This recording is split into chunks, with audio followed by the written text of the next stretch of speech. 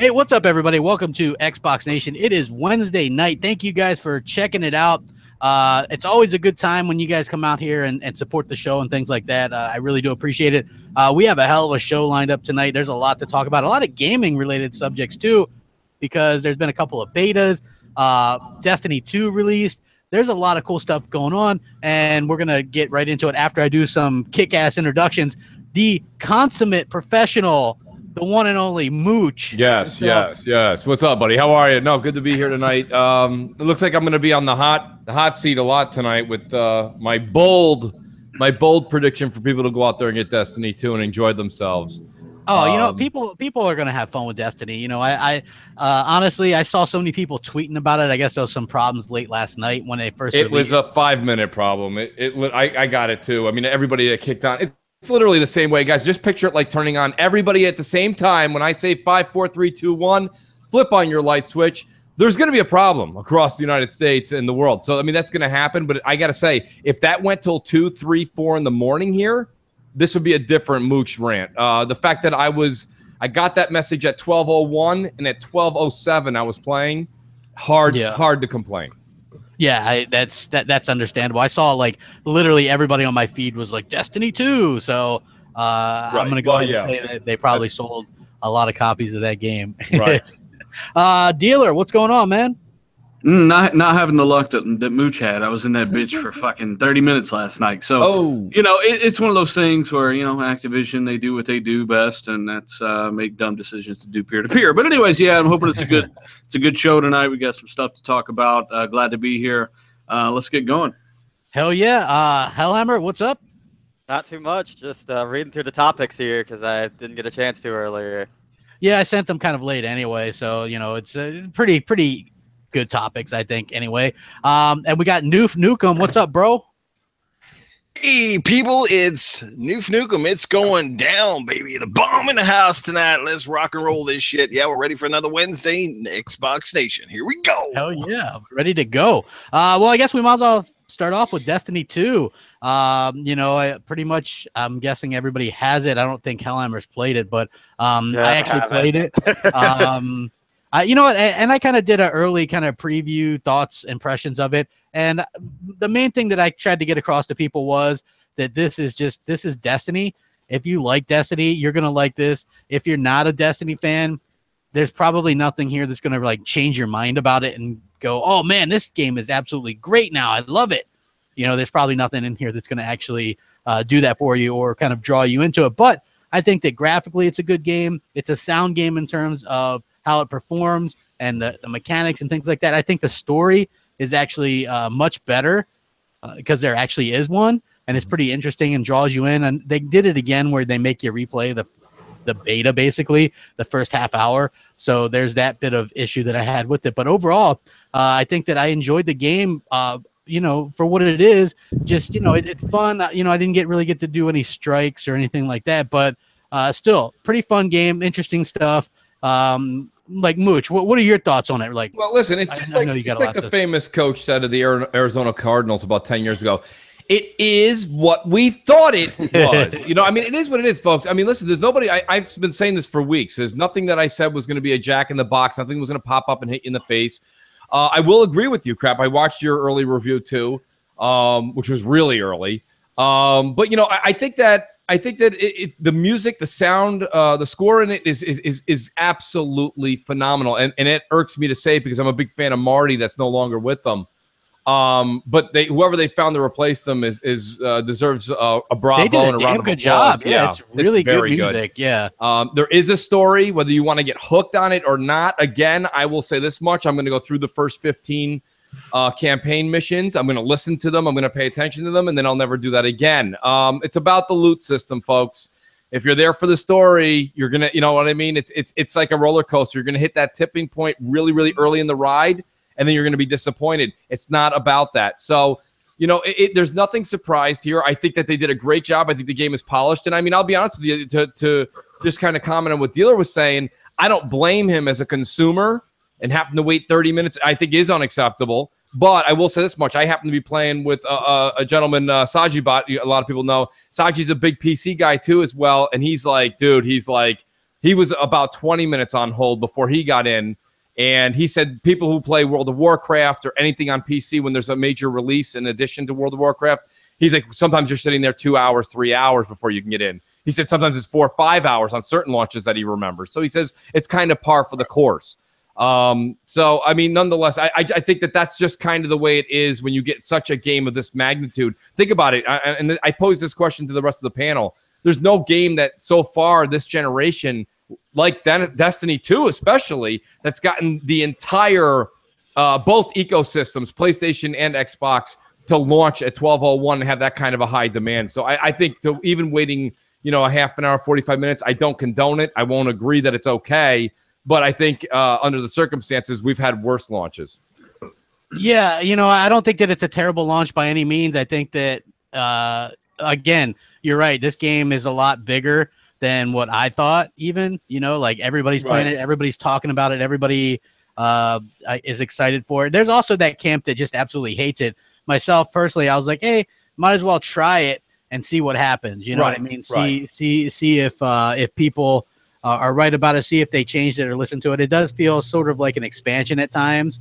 So like, that's something that, nobody wants to call Destiny an MMO, and that's fine. They don't want to. Even Bungie doesn't want to call it an MMO.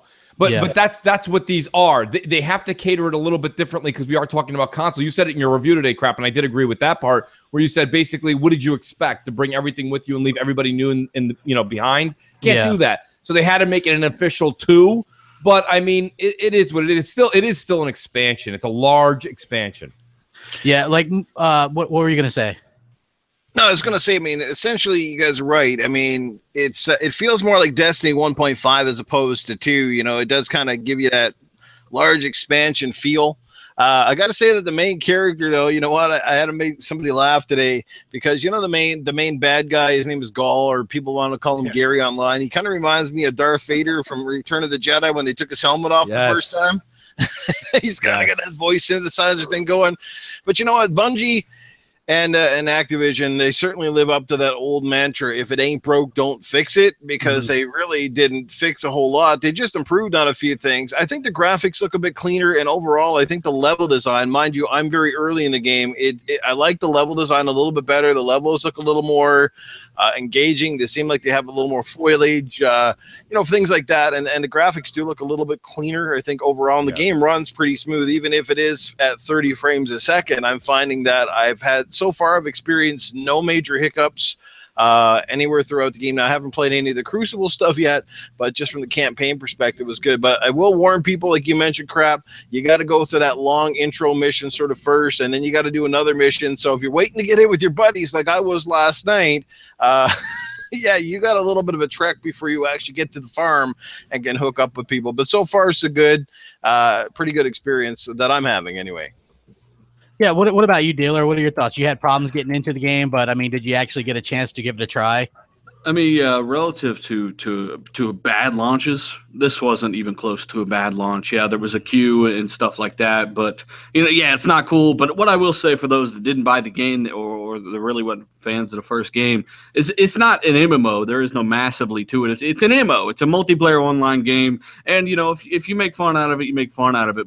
But if you got a buddy, and of course we've all got that buddy, Destiny 2, it's so much better than the first one. You should really try this one, Ralph. Really, it's not. Don't let them talk you into getting into something you didn't like in Destiny 1. Right. It's damn near the exact same thing, and that's not a bad thing for fans of those types of games. Me, myself, I don't like shooting, 300 guys on the way to one objective just to grind through a level. I just don't like it, right? That's just not my style. But for those that like that loot game and to just shoot people over and over and over and over and over, then you might like this. But it's just not my style personally. I think the game looks decent. It'll definitely look much better on X. I've noticed several spots where I'm like, more ramp could help there. But, in the long run, if you're not really a fan of Destiny 1, don't bother with 2. And there's a reason most people are saying this. Yeah. For me personally, like I said, I think I enjoyed it. Mooch kind of talked me into it. It's $60. Why the hell not give it a try?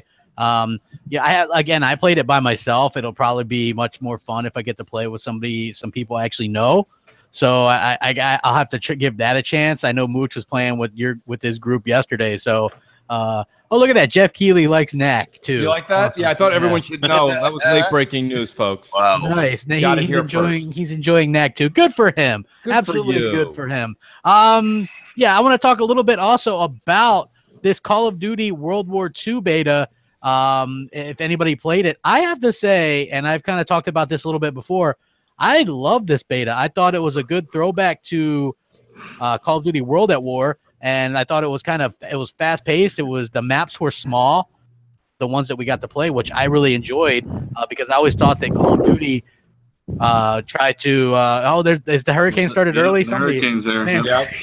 Hurricane. Yeah. Who the hell's Mike? That Hellhammer's is that Hellhammer? Hurricane Hammer? Hurricane Hammer. Yeah. So yeah, like I really enjoyed it. Like this is the first Call of Duty game that I'm excited for since probably Call of Duty Black Ops. Yeah. It was really good. Like, I mean, basically, everything felt pretty balanced. The only thing that was unbalanced was that fucking rocket launcher. Yeah, Hellhammer, and your mic is a little bit too close to your mouth, Hellhammer. But yeah, the rocket launcher. Okay, so imagine this: you're playing the beta with Hellhammer. Wow, this Patriot guy just fucking blew me up with a rocket again. Wow, again, he's killed me like 10 times with that rocket launcher. I thought that you could reload that fucking thing in like half a second, and the splash damage on it literally was like 300 feet away. I wasn't even standing there. That thing it just kills everyone on the map. Yeah. It does. Yeah, that was kind of a messed up thing, like the rocket launcher. There was a guy that was running around that I didn't get killed a lot by him that map. But the next map, that motherfucker was like pew pew. That fucking thing. He had like a shotgun. He was dropping like 40 fucking kills with that shit. And the shotgun catches you on fire too. Yeah. So to be fair though, he was getting 40 kills, but he was dying 38 times. You know, so it wasn't like he was doing absolutely like fantastic or anything. But I enjoyed the game. I thought they had good guns. I thought it was a little bit weird though that some of the guns weren't named what they actually are. Like the Thompson was named something else, but you know it's a Thompson, and they call the MP40. A grease gun. They're the grease gun. Yeah, they don't want to pay that licensing fee, you know. Yeah, it's like I was like looking forward to the old World War II games, right? And it's like grease gun, and I was like, oh, okay, that's the. At least they used a little bit better naming convention than they did on some of the more modern ones, where they just like have like completely different names, like the Vector 378 and like weird shit. Yeah, like that was a bit, you know, much when they wouldn't actually name anything. Noof, did you get a chance to play? Yeah, man, I got a chance to play it, and I'm gonna say I'm gonna give it the thumbs up from the beta I played, and you hit the nail on the head. Crap, the small maps is a huge thing. I mean, it's tight. The action rarely has that lull, you know, like you get in a lot of the Battlefield games. You always seem to be engaged in the action, but sometimes it's also a bad thing because you seem to get shot in the back more so than any other game I can remember in a while. But you know, they got to tweak some of the weapon balancing, because what I found was that everybody that's using like the PPSH and stuff like that are absolutely just taking people to town, but like the rifles itself should be more powerful. Like back in the old COD2 days, I used to be able to like just, you know, take people to town with the M1 Garand, and now like I got to hit them either in the head on the first shot or basically lose out every time. I mean, obviously that's on me. I got to switch up to the right weapon to counterbalance that. But some weapon balancing, most importantly, they got to get the servers like up to snuff where there's less lag, because I found a lot of games they had instances where I felt like I was getting killed a lot of times because people had much better pings than me, and just, you know, there was a lot of lag in places, which is kind of weird, but especially for an Activision and Call of Duty game. But otherwise, I thought it was pretty good. It's a step in the right direction, and I'm actually looking forward to going back to World War II. Don't you feel like by now developers should know, hey, that rocket launcher might be OP as fuck, right? We should check that and see if it kills 10 people with one shot. Oh, shit, it does. Like, you think they would know this when they're making this stuff. They made enough shooters to where every single game should not have to be rebalanced. They should have some kind of formula, you know, per RPM damage ratio and all that stuff. You would think, right? Noof discovered a secret weapon, the tube sock grenade. He was getting mad kills with that thing. It was pretty crazy. What the hell is a tube sock grenade? I don't know. We were playing the beta together. That's just, I don't know. That was a joke. Yeah, said it was a fucking tube sock covered in jizz, and you'd slap it around and stick it onto somebody. It was you gotcha. That was a no chills explosion. Yes. I knew. You know what? I knew I should have stopped and not pressed my luck with that. Yeah. See, there you go. You started pressing it. Then you always know where it ends up with no chills do. Well, don't worry, Crap. When that hurricane hits, this is going to be the thing you think about the most. This very second when you wear out the tube socks. Watch out for the flying tube socks. I did exactly like the sticky grenades. Yeah, you know what? Like, I like the guns in that game. The ones you start with are complete crap.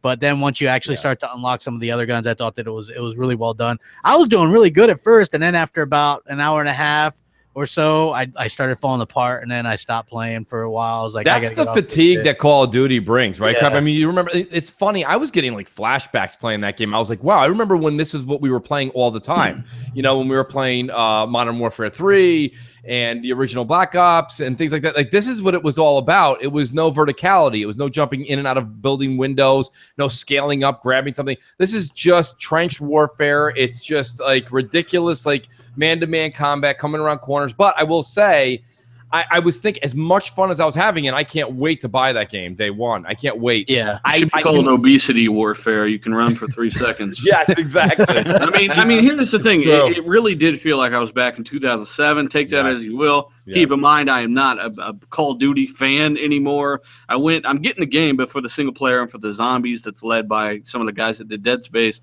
I'm excited for that, right, on the X. But the multiplayer, I was like, I probably would never touch this.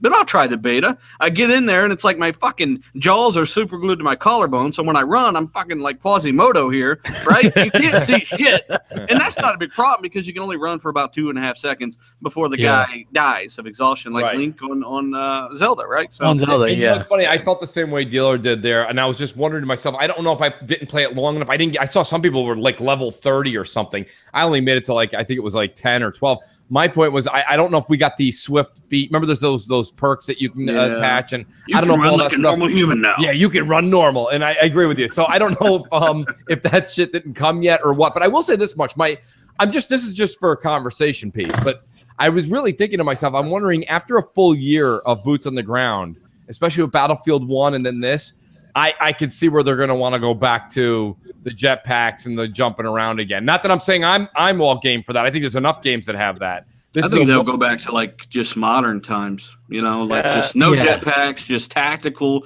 tons of weapons, lots of upgrades and options, camos, you know, kind of like 07, 08, you know. Yeah. New Modern Warfare. Yeah. Hey, Mooch, for me personally, the infantry in that game, they got their cardio training from Link, by the way. that's what Dealer just said. He's like, yeah, they got it from Link, but like for me personally, I'm looking forward to the game. They have 3 different developers. I don't see why one couldn't have done future stuff, one modern, one past, because they did say that they have no problem doing multiple World War II type games. Yeah.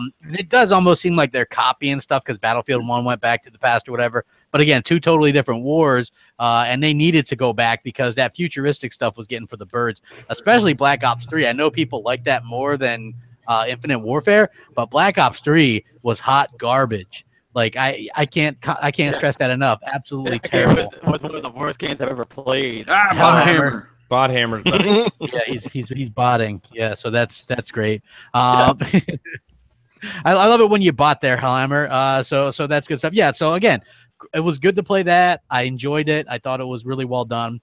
Moving on to the next topic. I'm gonna get these knocked out fast. The other console controversy. Yeah. So even during the beta, and this was legit, unlike that other one that was floating around today. Like the Xfinity stuff, it's like, here's your token for the Call of Duty World War II beta on PS4 or other console, and like it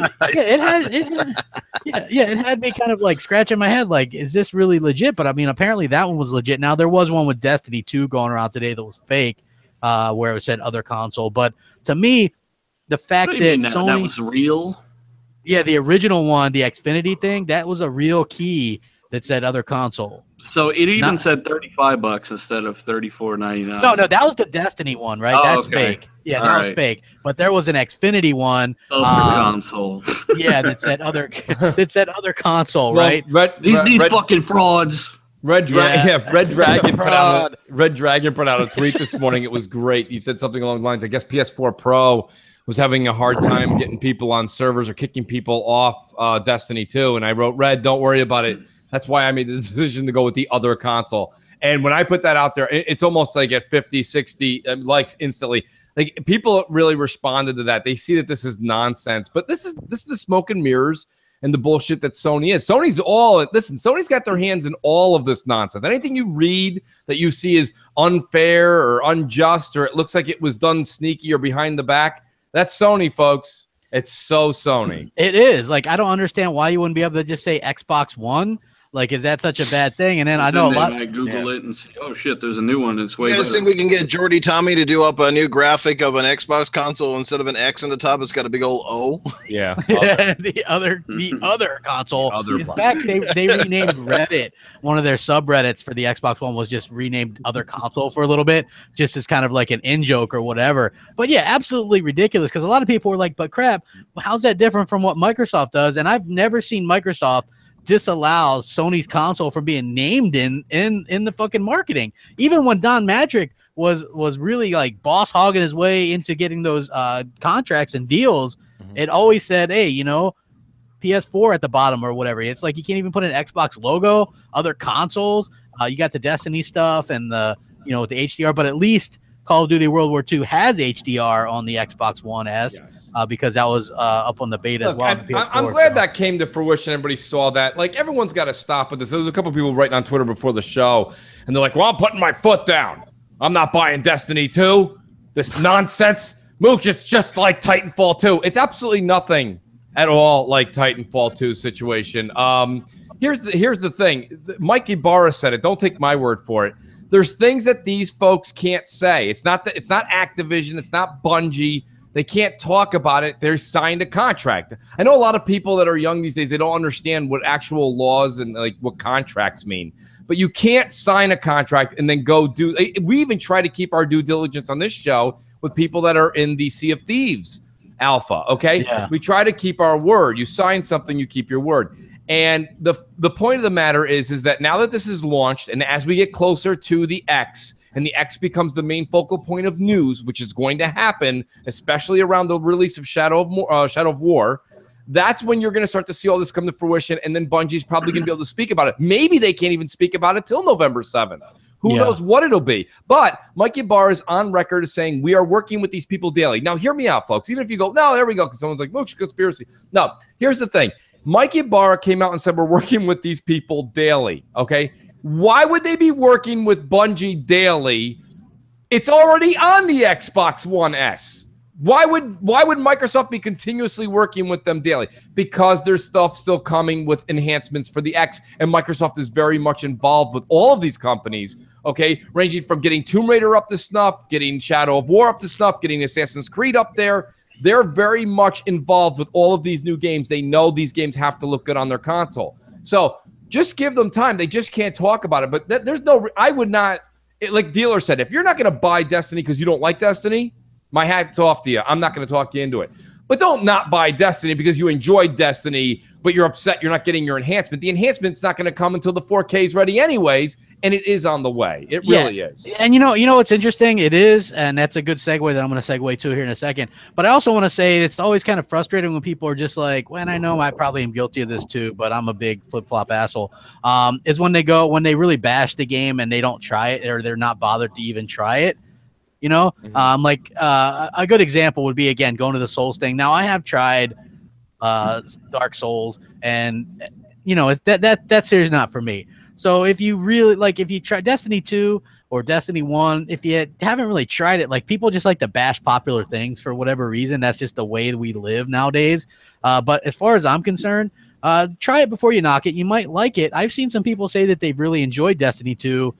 Even though they might not have liked the first, although again, I wouldn't recommend that as the scenario for most people, because it does feel a lot like an expansion. But yeah, it is a good way to start all over. We're all back at the same level again. Season starts anew. you know, it's one of those interesting things, you know. So hey, it's even got the achievements of an expansion, all 13 of them. It's a 13 achievements. You know what's cool with Destiny? What I like about it, I like, first of all, playing with friends is fantastic because it's just one of those games you can take seriously, or you can kind of just cut the mustard and kind of do your own thing.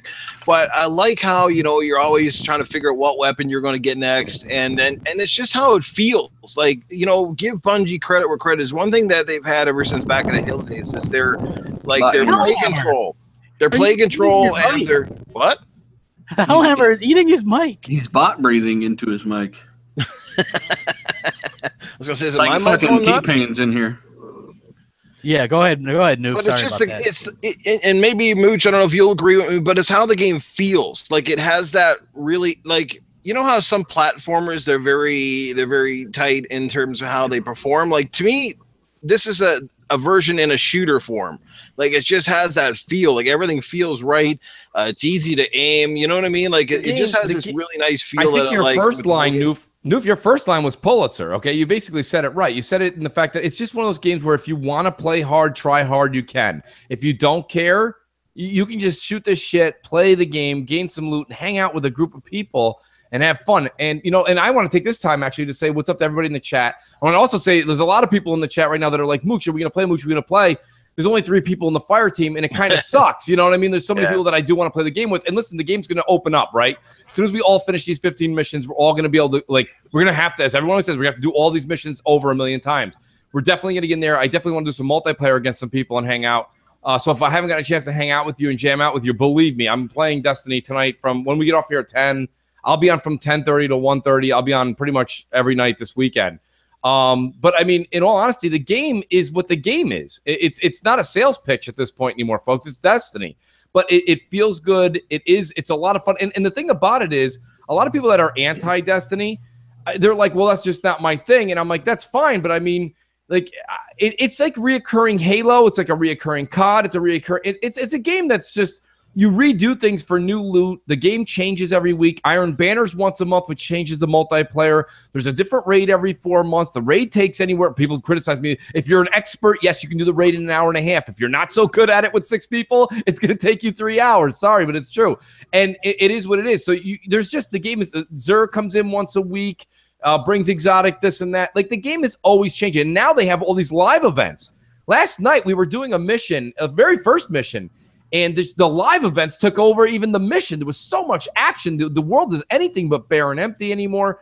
And it's a game that you can constantly go back to. And every 4 months, they have a huge launch with a new DLC. It's just, there's something to that. And if you don't get it, I actually feel bad that some people don't like it, because I think it's a game that you don't have to love it, but you should like it. I think it's a lot of fun, especially if you're a shooter fan. If you're not a shooter fan, I strike that. I'll strike that from the evidence. You're probably not going to enjoy it, right? It is a shooter. So absolutely, I think it is a competent shooter for sure. But I also wanted to transition into what you were saying earlier, where Mike Ibarra said that they are working with these companies. So Call of Duty World War II has HDR on the S, which means it'll have HDR on the X. I had also heard from someone that I know and trust that both of these games are going to run dynamic 4K. On the X and HDR as well. So that's good news to people. Like, I feel more confident in my purchase of Destiny 2 and Call of Duty World War II, knowing that. It just sucks that they can't really announce it.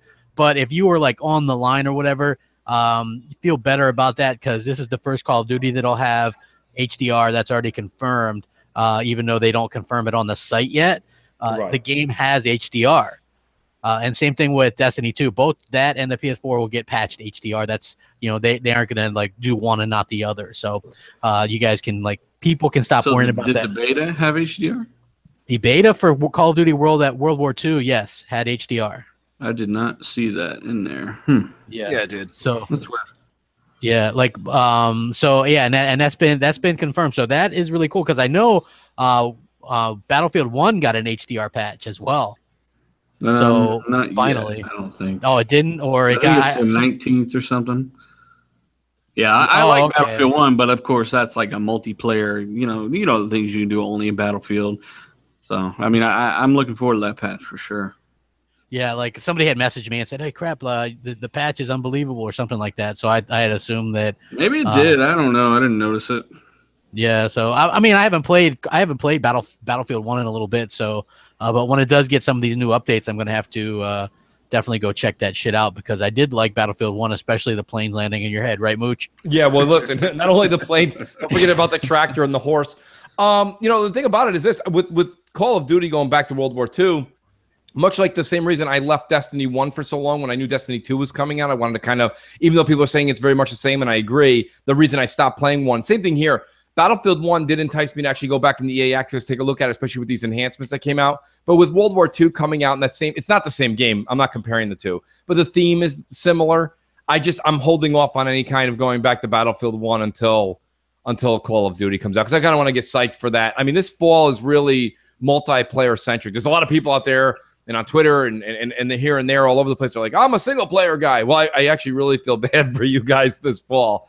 This is a multiplayer centric. Yeah, you know what I mean? It is what Destiny, even if you're doing campaign, is multiplayer. The multiplayer in it is very big. Iron Banner, we already talked about that. Star Wars Battlefront 2 is very big multiplayer. Yes, it's gonna have a good campaign, but let's be honest. Assassin's Creed you're taking if you're a single player. I agree. Assassin's Creed will be the one, and it's phenomenal. Funny. I cannot wait. It's beautiful. It's beautiful, and I think one of the shout out to Red, and I think Colt was doing a couple things on this on Twitter with polls. It's funny. You go back 3-4 months ago, and I would have definitely said 1080p 60 on a lot of these things if I could have had the option. But when it comes to Assassin's Creed, I think I elect the 4K 30.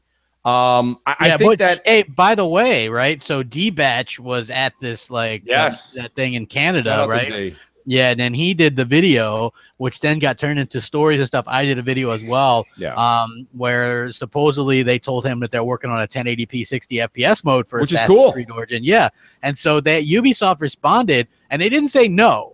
So that was pretty cool. They're like, yeah, we haven't really decided the frame rate or anything like that. So they didn't come out and say no. So I think that's a good bit of news. I like it to give the people the options. Yes. For Assassin's Creed, I would play probably 4K 30. Just that's me. Yeah. I have like the 4K TV and stuff, so I would definitely just think that would be for me for that type of game. But like for shooters and stuff, I would play definitely the 1080 60. That's why I think that the option would be good. Like Assassin's Creed, to me, what we've been seeing looks absolutely phenomenal. It's gorgeous. And so that's how I really want to play it. I know that there's some sacrifices. Do you guys find that you'll pass on Shadow of War to play Assassin's Creed? That's what I'm doing, but I will probably pass. I don't know. I buy everything. Not indefinitely. I'm talking about just for this holiday. If I'm, which I will definitely get a little multiplayered out. Let's be honest. By the time we get around Black Friday, right? So when you get around that time, you've really had your full of Battlefront 2, and you've had your full of Destiny, this and that, blah blah blah, Call of Duty. I definitely could see just wanting to chill out and enjoy what is the beautiful, the concept, the art, the thought, the process that went into Assassin's Creed Origins. It looks great. Yeah, and it's the Assassin's Creed Black Flag team that's done it. And I guess they've been working on it since before that game even came out. So I am super pumped about this game. It's probably one of my most anticipated games. Yeah, the game looks great. What is your guys' thoughts on the 60 FPS modes and stuff like that on the game?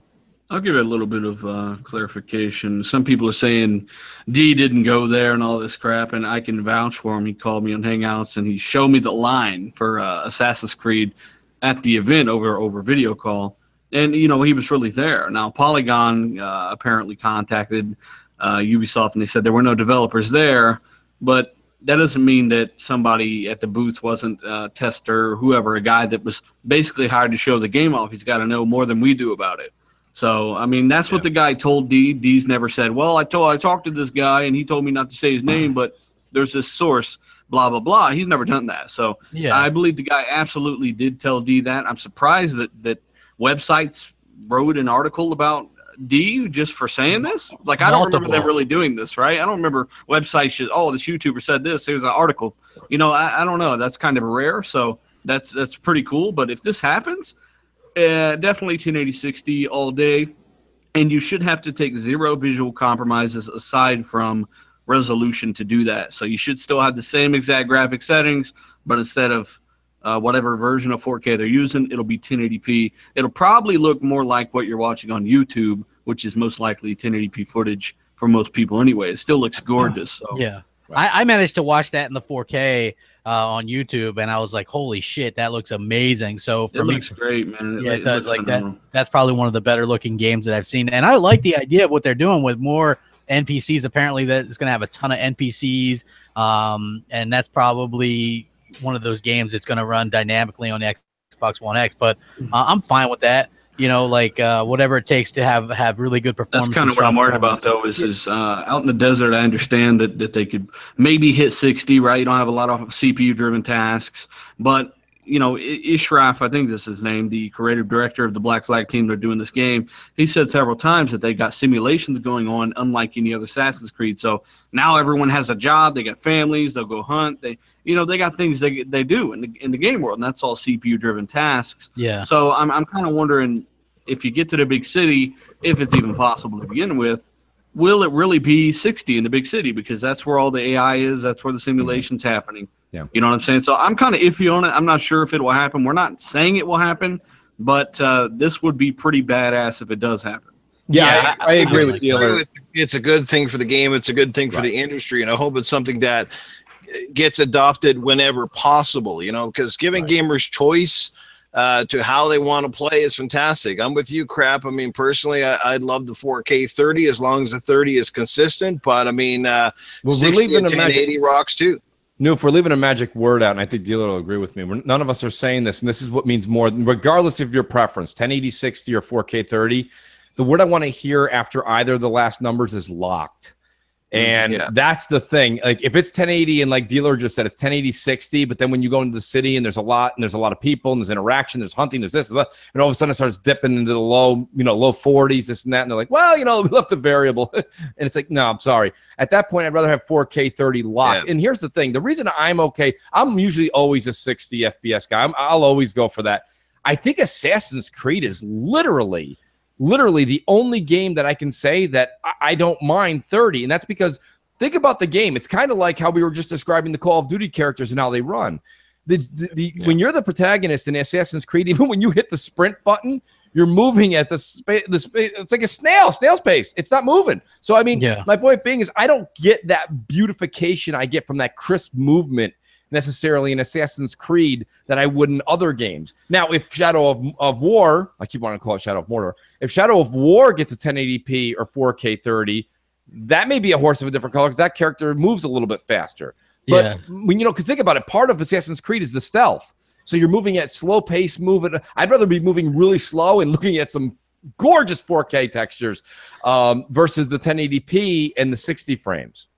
Yeah, and if you look at what they did, like to me, Assassin's Creed, for those that are like don't believe that it could do 60, that open world stuff sort of reminds me a little bit of what Metal Gear Solid 5 did, and that was a 60 FPS game as well. So I could definitely see them pulling off something like that. There was like some NPCs and animals. Saints Row and stuff as like well. that. It was another one that ran the base hardware at 60 frames too. Saints Row 4. So it can be done on open world games like that, And I absolutely love the option of that the developers would give us that. I don't think it's too confusing because once again, it's like Microsoft like make up their mind a little bit in terms of, they keep saying Xbox One X is for the people in the know. And then they're like, but we don't think we're going to confuse them too much with options on these. You know what I mean? Like let the developers, if you guys are ready to let the developers decide what to do in terms of other support, like mouse and keyboard or whatever, then let us decide on what we want to do because we're smart enough to check a box. I mean, he did say it was for the hardcore, right? And really,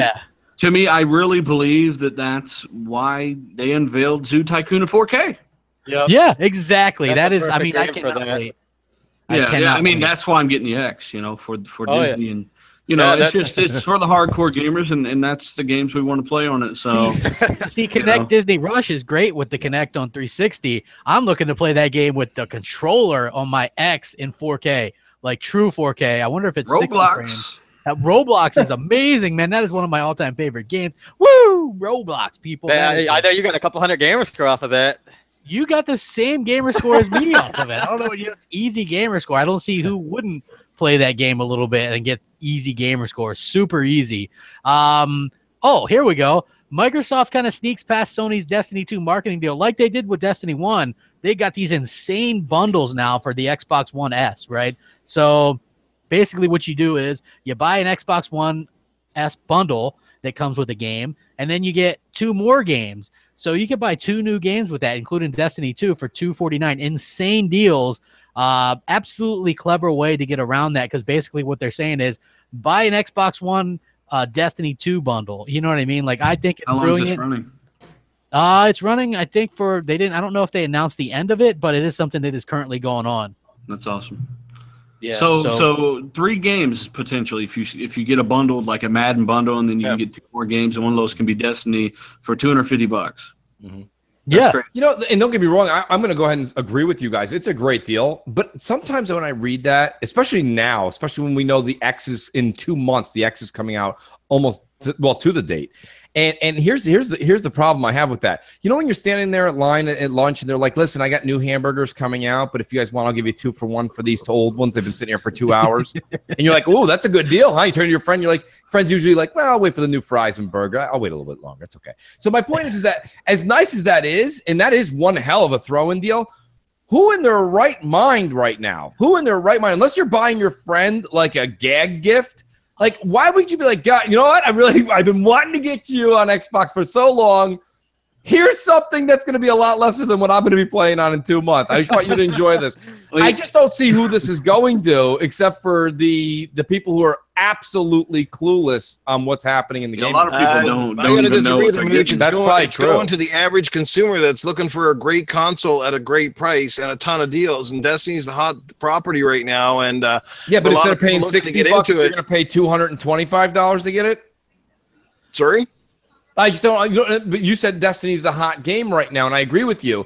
But if like you're assuming that nobody has upgraded to this generation, I mean the numbers are almost there. I mean we've got saturation in this generation now. So the fact of saying that line that you're saying, Noof, was really, really good the first time Microsoft did this 2 years ago, and they're like, go pick any new game and it counts for, and you were like, well, this is a great way to get people into the generation. Problem is we're already here. So yeah, but they can't ignore the S either. They can't basically pass it off like the ugly stepchild, you know, like fuck the S. Let's go all X or nothing at all. You know what I mean? Right. Us hardcore guys, we're getting our X. There's no question about it. But I mean, there's still a vast majority of the market that are going to invest in the S, and I think we're still going to see the S outsold, you know, the X quite handily, I think, come the holiday season, but especially with all these deals. I mean, $599 or $499 for a console with pretty much nothing packed in, or you can get like a friggin' S with like a boatload of games and it's got the 4K Blu-ray player. Like, you know, either which way, it's a win-win scenario, but I think the S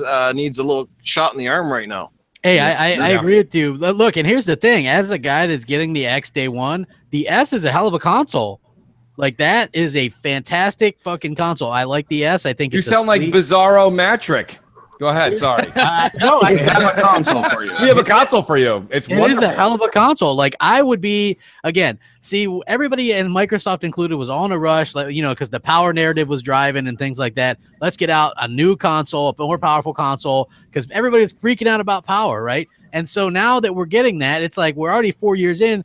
Couldn't we really have just waited a 5th year and gotten a next-gen console all around? Like, I don't know. Like, it seems weird to me that we get these mid-gen consoles, and I'm not really bitching because I'm getting them, but you know, I just think that I'm more traditional in the way that I kind of like. Next year either, though. Like, there would be no clean break in the next couple years anyway. Exactly. Basically, I mean, the technology is not there on the AMD platform yet. With, like I've said before, their new APU architecture. So I think that Noof's right, and secondly, Microsoft do not care if they can sell you a three-day old hamburger. Right? They just want to sell you some stuff. So there's going to be people that want to buy that, believe it or not. Microsoft doesn't care, dealer. You're right. And secondly, a lot of people do not even understand what they're getting with the X even to this day. They're like, well, I'm still on a 1080p TV. Well, I'm like, well, you're playing this at 720p. You know, Battlefield 1, for instance, scales as low as 720. You know, you get double the pixel output with the X, even on your 1080 plus high ultra settings at 60 frames and more consistently. I mean, that alone on one game is quite a bit of a reason when you see this game in action on the X, even on your 1080p display. So people just don't understand quite yet what's coming, and when you don't see better visuals, you don't understand how much better something can look anyway, so you tend to care less. So that's true. They're doing what they're doing for a reason, I think. Yeah, Microsoft doesn't care, and I agree with dealer with that. Like, Microsoft's going to sell you a 13-day-old hamburger. They don't, because they just want to get it out of inventory. But I mean, the point of the matter is that, like, just anybody the smart ones will wait and just put it towards the X. Right. Right. And I mean, that's the thing is I've got a lot of my friends. I said they're definitely labeled as casuals. Okay, guys, they're definitely labeled. They buy 3 games a year. They're all the ones that you think would be stereotyped. They're NBA 2K18 this year. They bought Madden or going to buy Madden. Call of Duty is a maybe every year that they just buy anyways, even though they say they might not. And then, you know what I mean? Then they're going to buy like a Halo. They'll buy a shooter, another shooter. That's it. 3-4 games tops for 12 months. And it's funny. They're all like, I'm not buying the X. I'm not buying the X. I know these guys. I know them very well. They're going to come over. We're going to have a bash over around football, especially football playoffs. Everybody, we all flip-flop around houses. We all go to each other's. I pop this thing on. They're going to see Assassin's Creed, or they see the way these enhancements are in games, and they're going to be like, oh, shit, maybe that is something I'm interested in. And I know a lot of them are going to pull one of these. And you guys all have a friend like this. You all have a friend like this. They're like, oh, man, just bought an S in September. Fuck. It was a good deal. You know what? I'm still thinking like that right now. I'm thinking, man, I just dropped like $500 like just over a year ago on the S, and I'm like, fuck, what was I doing? I'm like, we should have just have 3 Xboxes in my fucking house. I've gotten that comment on YouTube several times, and I've talked about the Scorpio back then. Like, what? I just bought an S, and it's like they revealed these at the same show, buddy. Like, you know, you can't complain. I'm glad I got we all definitely my 4K TV, and I'm enjoying the hell out of it. We all spent complain, but they do. People do. You know? Yeah. Well, the thing for me was I upgraded to a 4K TV, wanted the 4K Blu-ray player, wanted to be able to, you know, do the upscale thing and stuff like that. So I did it but I do know people that didn't want to wait. And so, and I can completely understand that as well. Like Hellhammer, his broke. And then when my backup launch one broke that he was using, he got the S, you know? So, which I feel like I kind of wasted money on that damn thing actually now because with the X coming out, but that's all good. Well, see, here's my take on it. I had 2 Xbox One Fats, okay, the day one ones, and one was a day one was a shortly thereafter, and now I have 2 S's. And here's the thing. So my original plan is I'm just going to get I got the Project Scorpio coming, and then I'm going to just use my Xbox One S downstairs. But then I stopped and I thought for a second. I'm like, wait a minute. They're giving me $150 for my S, right? Currently, I'm getting $150 for my S. Now, if I wait until next June, yeah, sure, maybe the $500 will go to $450, but then I'm going to get like $50 or $75. It's a wash. So, like, my whole thing is like, why am I waiting? Why not buy the 2 X's and utilize both 4K TVs and just enjoy what I can get the most out of these boxes for the next 3 years, or hold on to the S, wait a year, and you're either going to break even or lose money on it. So that's my whole thing with people who are like, oh, I'll upgrade later. Well, you can upgrade later, but what you have in your house is losing its worth. It's the same thing when you're talking about trading in vehicles or anything else. The longer you run that puppy on the road, the less it's worth in a trade-in. And the later you last year, I wasn't convinced. Like last year, I wasn't 100% like sold on the X. I mean, it sounded cool. Do you know what I mean? But like, it's been the last 6 months. It's pretty much been since like the E3 and stuff that I'm really like, yeah, I definitely want this console. So that's why I made the decision to go with the S last year, even though I knew the new one was coming. You know what I'm saying? Like, you know, I took the plunge on the Shure thing at the time and figured I'd see what happens later, you know? Yeah. The longer you wait to upgrade as well, people say, I'll wait till it gets cheaper. Well, you got to keep in mind, too, the longer you wait, the less value you get out of it anyway. You're going to have it a short amount of time anyway. Exactly. It's going to devalue naturally because it's been out there longer anyway. So exactly, dealer. And you know what? That's the hardest sales pitch. What you just said right there is like selling life insurance. Okay, selling life insurance is probably the hardest sale in business these days. You're selling something they're going to use when they're dead. So my point is right? Hey, I'm like Frank from what the hell? Always Sunny, man. Just throw me in the trash, man. When I'm done, man.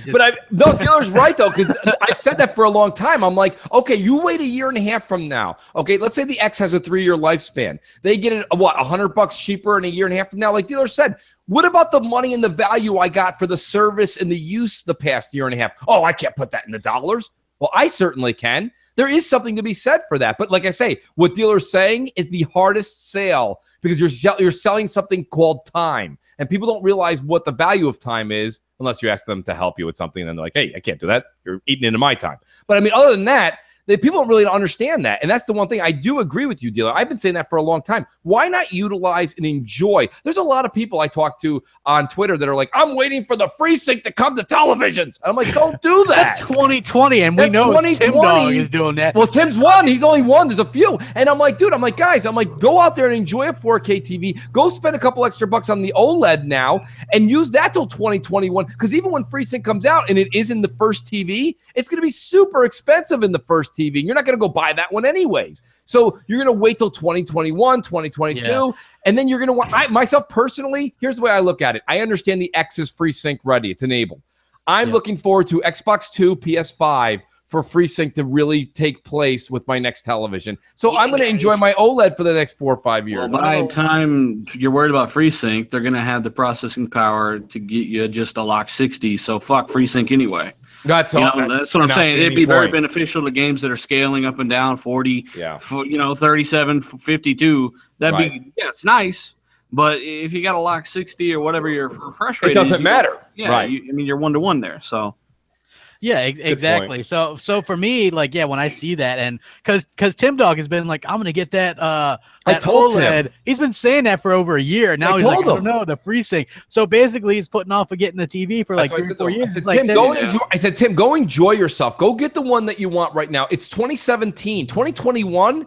These OLEDs are dropping in price right now. They're getting to a decent price. If that's what you want. If you don't want OLED, you don't have to. You can go get the LCD. There's a reason Microsoft are not pushing FreeSync. It's mainly a capability of the HDMI port. Microsoft are not directly marketing this feature, and that's important to remember. So fuck a FreeSync. Just get the console. Get yourself a 4K TV. If not, it's still a good upgrade for 1080p. This guy Steven Roush in the chat. No, I'm not wrong. Listen, I understand that there may be one prototype coming out next year that has it. That's what they're saying. It's not even confirmed. And when it does, it's going to be uber expensive. You guys are complaining about $500. You're going to spend $6,000. Get out of here. FreeSync isn't a big deal unless you're playing on PC anyway. Hold on. I just wanted to say, guys, aren't you all saving up waiting for your 8K televisions? I mean, come on, Jesus, get with the times. It's all about 8K and the PS5. I just told my woman she had to stop buying maxi pads because we needed to save up for that 8K TV because that's where it's all at now, you son of bitches. It's 8K. Now that PlayStation 5, that's just around the corner now. So just stop digging around and get with the program here, guys. You guys know how Michael Pachter gets 8K, right? How's he getting? He just puts all 20 of his fucking 1080p TVs together, and there you go. That guy's a real ass bucket. Hey, we got over 600 watching. Please hit that like button, man. I'm putting on a show in the eye of a hurricane, people. Well, not yet, but still, it shows dedication on my part. And grenade out. Yeah, man, you guys could go ahead and hit that like button. I would definitely appreciate it. But speaking of Michael Pachter, this guy says that the Xbox One X is going to sell about 1 million this holiday, and that's not impressive at all. What's your guys' thoughts on this? What? Yeah, he said it's going to sell 1 million this holiday, and that's not a lot. What an idiot! You know, if we're honest, the Xbox One X, aside from visuals, it has very little incentives to really upgrade, and that's coming from someone that's a big fan. You guys know this. I don't have to tell you. Really, you can play all the same games. You can play with all your same friends. You don't get separated, and everything just works. But that's what I'm saying. Even though the Switch was a new console, it sold out at a similar pace at $200 less. It was very impressive. Blah blah blah. But this upgrade that really doesn't have as many incentives because it's mainly a visuals and performance thing. It's selling out at $500 and doing 1 million in a similar amount of time isn't impressive. That's really stupid to me. It is. Not only that, but to check this out, the Xbox One in general sells 1 million over the holidays normally. So, and sometimes more. I think like 1.5 million over last November, something like that. So you're looking at in the U.S. alone, even if it does 1 million, the X is with that another million of that's 2 million. That would be phenomenal numbers. And that's not counting the rest of the world because people always are quick to point out that, America is in the world and Xbox doesn't do well overseas. But Microsoft has really done a good job at marketing this thing over other places. Greenberg went over to some other places. Apparently, he went to China Joy, as you guys remember. He in Germany, this thing's got a lot of hype there. They're looking to buy this. This thing sold out over there in like, what, 5 minutes? So clearly people want this thing. And Pactor, I'm not sure what his deal is, because he's also kind of, for some reason, Xbox fans are the only fans that it's okay to make fun of. Like, you could be a mainstream dude, a Pactor, a terrible Tom Warren, or a reviewer for a big site, and it's okay apparently to make fun of Xbox fans, right? When was the last time, Crap, any of us have ever had a show, a podcast, even a 3-minute video that anyone's made, and been like, Michael Pactor comes out and attacks PlayStation. Terrible Tom against PS4. None of these guys say anything. None of them. That Jason Schreider guy, none of these guys say anything against PlayStation ever. It's always a jab at Xbox. Every day, every week, well, your news. Cocksucker anyway. Well, I mean, you know what I mean, though? I mean, like, this is something, folks. There's definitely, look, we can call it an attack on Microsoft, or you can take it less than that. You could say it's Michael not an attack. Pactor is so fucking dumb. If he jizzed in his eyes, he'd claim that he had cataracts. I mean, come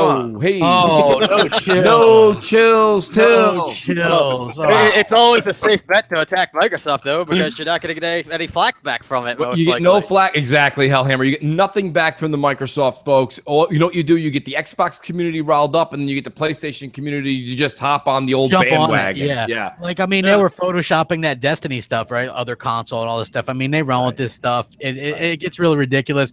For me personally, like the terrible Tom stuff and the, you know, again, this Michael Pactor calling people Xbots and stuff like that. I've never heard like the mainstream people like make fun of anybody else, and that's the point that like kind of is ridiculous at this point. It's like the Xbox fans are a running joke, and we don't really do anything to warrant that, in my opinion. You know, it's like, I mean, there's some bad eggs, but there's worse eggs in every other group, and they don't get called out for anything. It's like they can do whatever the hell they want. You know how it is, Crap. You could have a bullshit YouTube channel talking about Xbox fanboys, and it'll do phenomenally because it's easy, because people don't really go and hear the words themselves. They'll just look at it. You're full of shit. I mean, Dealer, you have 16,000 subs, and somebody informed you that that's more games than the Xbox One has. So, did you see that? Like, imagine when he figured out, right? Imagine when he figured out the PS4 only has like 1,500 games, somewhere around there. Like, how is that an insult? I don't know if any console really has 16,000 games. I'm sure there's one out there, but holy shit, you know, that's a lot of games. I don't even know if the PS2 had that many games. Like, holy crap. There's more subs than Microsoft has games. I'm like, yeah, idiot. Holy shit. It's more subs than Microsoft. Back to the marketing you guys were mentioning a few seconds ago. I do have to say I'm really disappointed, because remember not so long ago we posted some pictures about how Microsoft had some Xbox One X posters up in the windows at like some of the game stores. Well, I've been in the game stores here lately, and you know what? There is absolutely nothing in the stores now with Xbox One X. Just fucking nothing. I don't see it playing anywhere. I don't see a sign inside the store. Nothing that even says this thing is fucking 2 months out. It's absolutely ridiculous. Yeah. Have you bought any? Have you got any of those Taco Bell things, Noof? That's a good. No, question. We don't have it in Canada, so we weren't lucky enough for that. But hey, I'm saving on toilet paper. Oh, okay. Taco Bell in Canada? What is with we got Taco Bell, but they didn't do the promo here. Track systems, like, why does Taco Bell give it all of you like diarrhea? I don't know either. I've never gotten that. I look at Taco Bell. I'm on this little for weeks. I went to Taco Bell and actually shit before I got home. I'm like, what happened? What? Yep, go in the bathroom now. What's wrong with everybody? I smell Taco Bell, and I'm already running to the washroom. Yeah. No, I've seen a lot of people buying this, and I've also seen those commercials. So I was pretty excited to the commercials are doing better than any 3x4 poster that Noof saw at the door at GameStop. These commercials are right, and there's the green Doritos. I don't care how ugly or disgusting they are. Nobody cares. The marketing's out there. That's what they need to do. Doritos, Taco Bell beats handout flyers with the all Doritos instead of just green ones. Like, listen, it is what it is. Crap. Yeah, I know. But yeah, I know. Like, yeah, they're making a point. Like, hey, let's make Mooch and Crap theme merchandise and make it shit brown because our logo is shit brown. You know what I mean? Like that. That's really get shit flavored. You know, like but yeah, I do like the fact that they're advertising this stuff. I don't really. You gotta understand something, Crap. It doesn't matter if those bags go home. The fact is it takes up a third of everybody's fucking chip aisle everywhere, and that's the point of the matter. Is that people see it everywhere. Doesn't matter if you're going home and eating it, ingesting it, throwing it away. The point of the matter is in aisle 8 in everybody's grocery store, it's taking up a third of that aisle. That's the problem with the Taco Bell stuff, though, is the box doesn't even say like world's most powerful console. It doesn't say anything about it. No. And I've said this a million times already. People are gonna be like, "What's an Xbox One X? What is an Xbox One X? You know, like what the fuck is that?" Now it will drive curiosity, and somebody might Google it, but you should at least say world's most powerful console underneath. Yeah. Like, how hard is that? You know? Hey, they're giving away tons of those things, though. Apparently, every 10 minutes, right? How many did you win? Well, like, let me see. I bought like about 12 so far and haven't won shit. So.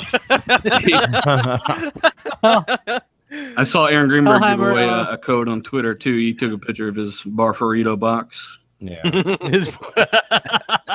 I don't like burritos and stuff, so it's like I don't know. It's weird for me. It's better. At least they actually put some fuck meat in their damn things. Yeah. Hey, hit that like button. We got so many watching. We got people. Yes, MNC Mornings is planning to go on this Sunday. I mean, I'm hoping that everything goes good, but you never know. But either way, the show must go on. The show must go on. Yes, the show must go on, and it will indeed go on. So, yeah, hit that like. So yeah, I'd appreciate that. I would appreciate that. Jamie Moran just put up a never again Taco Bell. This guy's just taking the most furious dump you've ever seen. So pretty good point there, Jamie. Yeah, good point. He's in England though, so like he doesn't have Taco Bells. I don't think either. I don't think they're doing it over there. So. Yeah, it's interesting. Moving over, pre-orders for the Xbox One X supposedly going back up next week for the standard ones. About time. Do you guys find it a little bit odd? So they did the Scorpio edition ones, right? And then like total blackout again. Like, oh well, derp. You know what I mean? Like, what is the deal with the staggeredness of this? You know, wait to the middle of the next month. We are literally 2 months away from the launch of this thing, and you've only put out pre-orders for the special edition ones, and we don't have any idea how many there were. You know, like, just what are your guys' thoughts on this? Do you guys think this is a bad idea, a good idea? Is it going to drive anticipation? Are people going to get pissed off? Like, what? Yeah. Yeah, don't. Booch, come on, man. Yeah. Booch. Let somebody else take it. I don't know. Fraud. Hey. Come on, Booch. You usually have something really good to say. Well, I'm sorry, you have to repeat the question, actually. I'm reading somebody. I'm reading Jamie Moran. I knew there was some ears on that one. What did you say? Yeah, well, I was saying, okay, so I've heard that next week the Xbox One X pre-orders will go back live again. You mentioned this in a video, right? Yes, but a lot of, you know, I was wanting your guys' thoughts on this since I already kind of gave my thoughts. Well, I mean, I hope go ahead, dealer. They would go live, you know, like... Of course. Maybe I don't know. I heard what you said, crap, in your video. I just, for some reason, I don't think it short of it, like the pre-orders launching like Halloween. Like I don't think it's a big deal. I think people are going to go out there in droves. People were standing in line at GameStop after Major Nelson was standing there with his white gloves on at Gamescom, okay, showing us what was going on. I just bolted out and went and got my console, and there was a bunch of people there too. Like, it doesn't matter. Like, I don't get this. Like the pre-order thing, like, well, I pre-ordered Destiny 3 already, so fuck all you guys. I'm getting it before you. Who cares? Like, you're gonna get the console. Everyone's gonna get it. And when they do the pre-orders, it's gonna be a big deal at that time. I don't think it. I know you were concerned they didn't do it early enough. Yeah, like I wish they would have done it a little bit earlier. Like, it seems like they lose some of the momentum. It's like, okay, here we go. I don't see it. Well, they're doing it in different tiers, which is like, okay, but you're literally 2 months away from the launch of this thing, and you've only done one round of pre-orders, you know? To me, and you've got Greenberg saying, hey, these things are going to completely sell out, so you better pick these things up. So I don't know. Like, I get messaged all the time. Everybody's like, hey, crap, when do you think the pre-orders are going to go up? Well, guess what? I heard next week, but, you know, those are going to be limited too. So people are going to, you know, rush and try to get them and buy them and pick them up before they go away again, because there's going to be another tier after that. But who knows how many are going to be available. So it's going to be staggered a little bit. I just wish that they would have just opened them up. Yeah. I don't know. Maybe they think this is some kind of good marketing strategy. Maybe it's like a Nintendo-esque type deal. Like, it is. What Nintendo does it, and everybody fucking it's glorious applause. Everybody stands up, lights a match. People are catching their neighbors fucking falling down. I don't understand. Now all of a sudden Microsoft doesn't. They're like, what's wrong with you? What's with the stagger? What is it with Stagger Box? Like, who cares? I don't get it. I don't understand. Does everybody in this country feel that much more warm and welcome at night that you have an IOU in your email? Who gives a shit? It creates a buzz. It's it just creates. It's artificial, but yes, it does create a buzz, but it's fake. It don't matter. I mean, bottom line, if you want one, go pre-order it when you can. Yeah, exactly. You'll have one day one. You'll be blown away, and you'll be happy. Who was sitting there July 8th and was like, you know what? If it was today, I'd do it. But September 13th, fuck y'all. And the majority of people that probably end up buying this thing anyway, they're gonna have to see it to believe it anyway, to know exactly what they're getting for the money. So a lot of stuff's gonna come after they see this thing in action anyway. Proof's in the pudding, man. Well, what's funny is I've gotten messages like Microsoft better hurry up and put these out or else I'm not going to buy one. I'm like, you're threatening me. I'm not a Microsoft employee. What the hell can I do about it? Talk to Microsoft. Like I get this a lot too. People will include me on tweets. My Xbox reset itself and did this. And they'll include me with a tweet to like Phil Greenberg and Xbox support. Like what the hell am I supposed to do about it? You know what I mean? Like I'm a pro Xbox guy. But shit happens to the Xbox, especially if you're in that damn preview program. Yeah. You have to get ready to reset everything like multiple times. They do need to tell people, like there needs to be a massive disclaimer on screen when you click A to accept the fact that your shit's going to fuck up and you're not allowed to bitch about it because people do that and they bitch about updates and problems. You're bitching about updates in a beta program. It makes no sense. Yeah.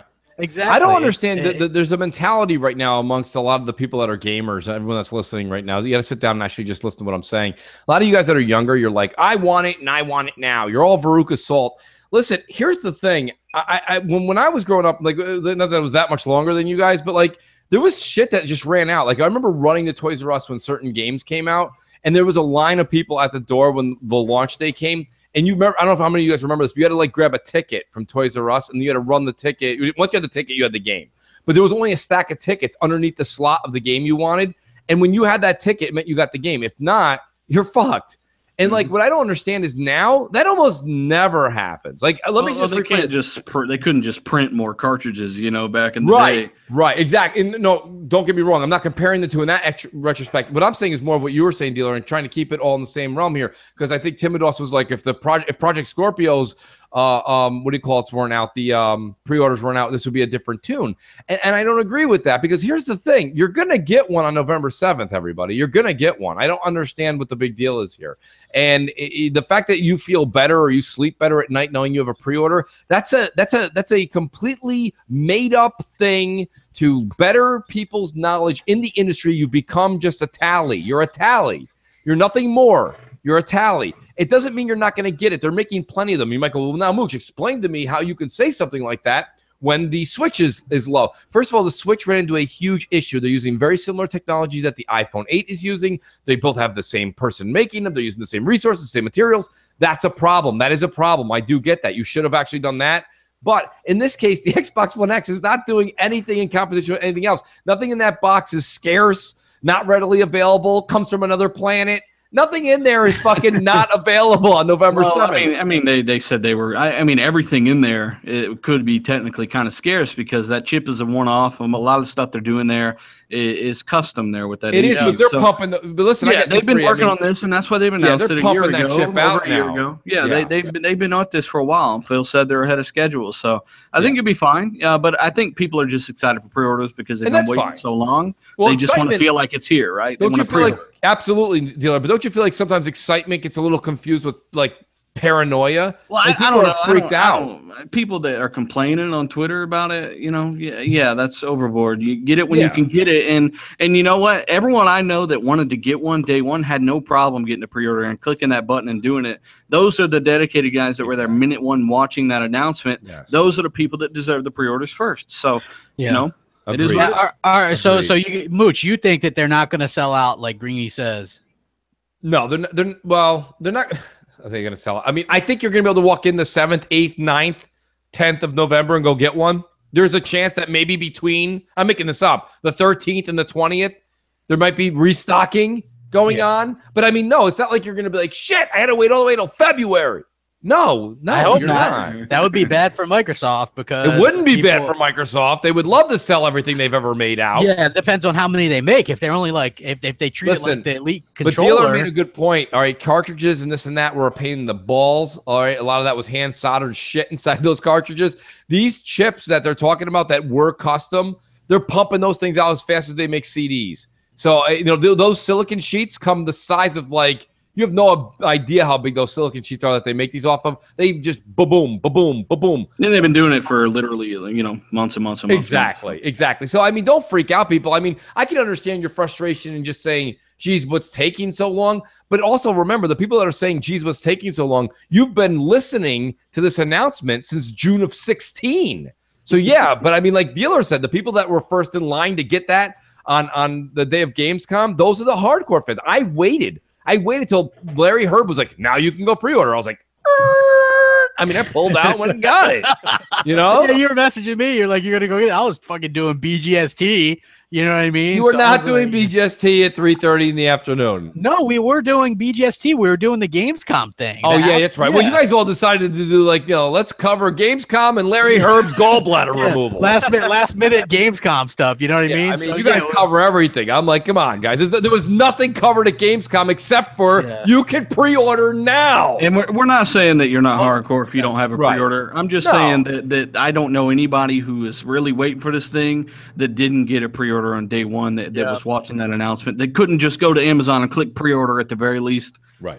So just if you don't have one yet, it's coming. They're trying to get it. And just be ready because I'm thinking next week. I want to move on to a kind of a controversial subject. Maybe I'm the only one that really gives a shit about this, but mouse and keyboard support on the Xbox One. It's coming. Mm-hmm. I'm a little bit torn for this, right? Like, I'm all for it coming if they're going to use that to basically port a bunch of games that use mouse and keyboard. Like, who cares? The only problem that I have with the mouse and keyboard stuff is if developers want to start, like, mixing and not giving people the option. And Microsoft has said, hey, we're giving developers full control over this.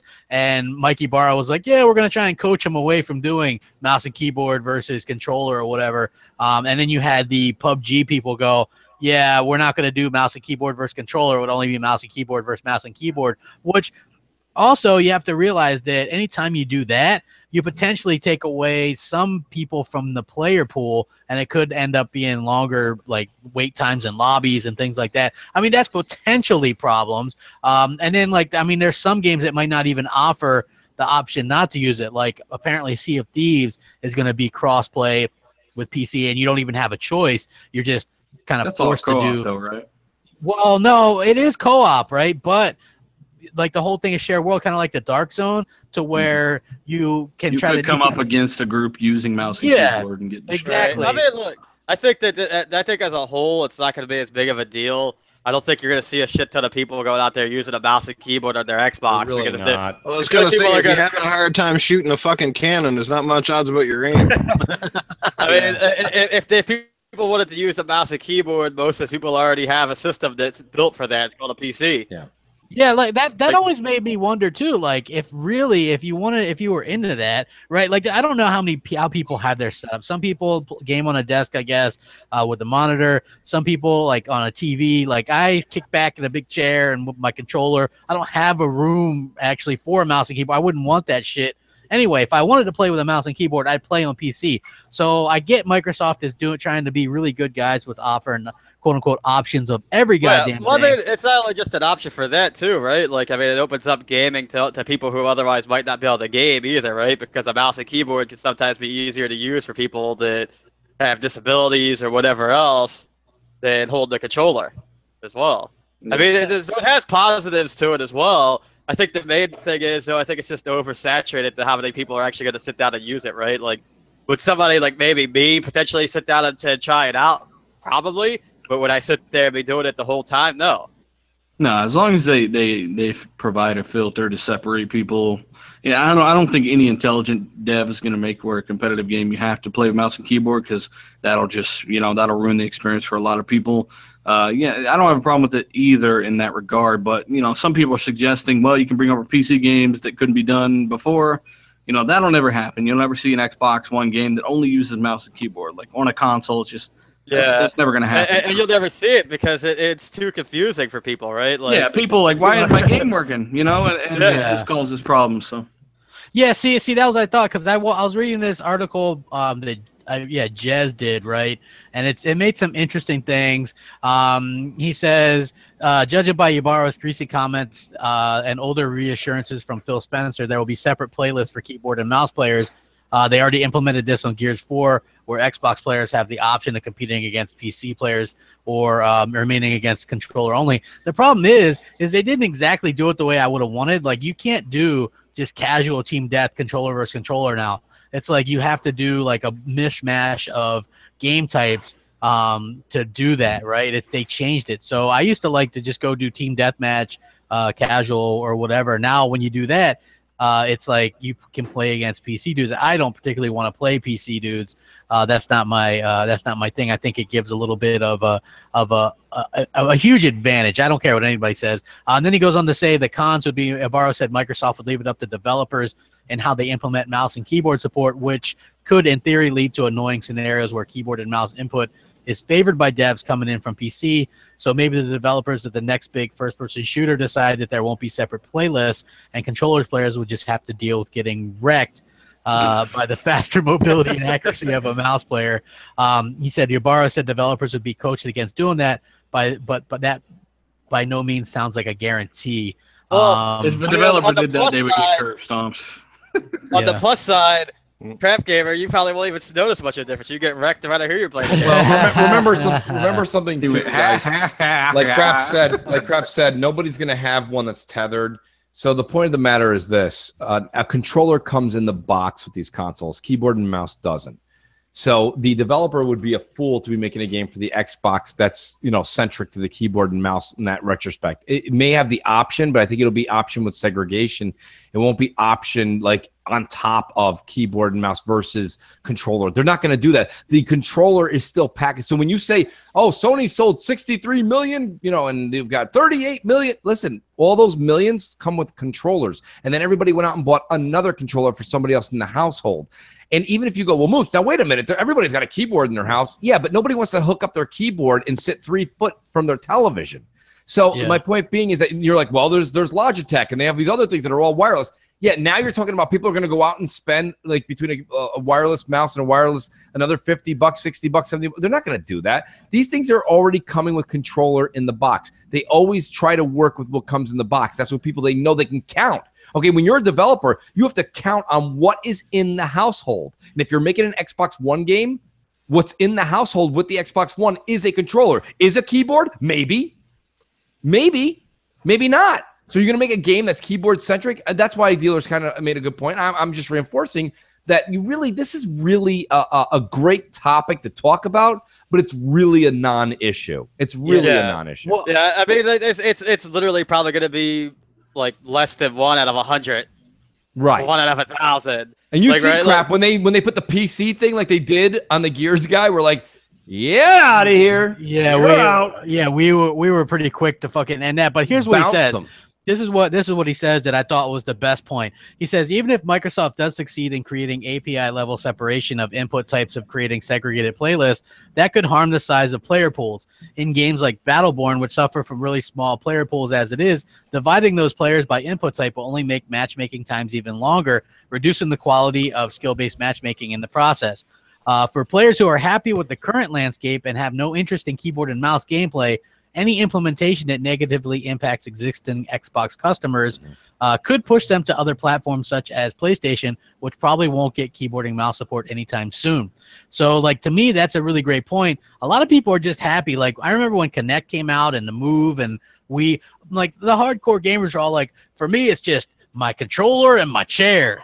You know, and like I just get the feeling that Microsoft is trying to be like this happy, light the candle, unity candle, and let's all have a good time and mix all this up. And that's like such a small part. I mean, realistically, a lot of this is more of Microsoft trying to entice people onto the on the PC side, right? Like, because let's face it, right? Like the Windows 10 store is kind of meh. Most people who are playing on PC are playing on Steam. 99.8% of them. So they're trying to give them a little bit more competition for the curious people who might go over there and play, with mixed keyboard, mouse, whatever the case may be. But again, the amount of people that this is going to be dividing or anything like that is going to be so small, you won't even notice it. The games that already have small player bases are already so small to begin with that I doubt that there's going to be very many people who are interested in, I'm going to go get a keyboard and a mouse now. I think that, one of the things is people are like, well, maybe they'll draw some of the lower range to mid-range PC dudes to buy an Xbox One X or something because they can play, PC games on Xbox now or Xbox games with mouse and keyboard. Just for me personally, I'm not real big into that whole idea. I don't like it, and I know a lot of people they're just like, crap, it's just an option. And even though I give valid reasons as to why I'm not a fan of that, it's still like people just like hit you with that. It's just an option thing, but it's like to me, it's just it doesn't fit well. I don't see the big deal. It's literally like going to the diner, looking over and seeing somebody put ketchup on the regs. That's not for me, but it doesn't matter. Mouse and keyboard on a fucking console is like me going down on my wife with a fucking knife and a fork. I mean, come on. Wow. I like my ketchup and eggs reference better, but.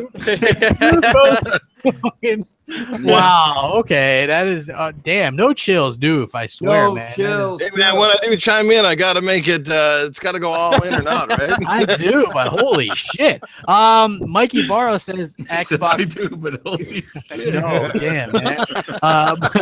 Mikey Barrow says Xbox could take the cell phone approach with console upgrades because he was asked about it in an interview, and he said that it really depends on what the fans want. If the fans want iterative upgrades, then that's what they'll do. If they don't, then they won't. So he basically says it's all up to the fans. Like, hopefully he hears the fans calling out for games. So who wrote that title of that article? Because it doesn't sound like he says it could. He said it's what the fans want. Yeah, if it's what the fans want. Because when I heard that, man, I was thinking Mikey Barr said, yeah, it could take that. And I was like, what he's trying to say is it's up to the fans. Yeah. They don't have any set kind of roadmap for that or anything. Yeah, it is weird, though, because I would assume that they are planning for what's after the X. Like, obviously, that's how these things go. Oh, yeah, that's been planned for a while now. Yeah, so I think some of it has to do with a couple different things. Like, the scenarios would be how well the X sells, and if people are really interested in that, if it really makes that big a deal. For me, I know it's easy to sit back now that people are like, power's not really that important. Look at the Switch. It's, those games are great.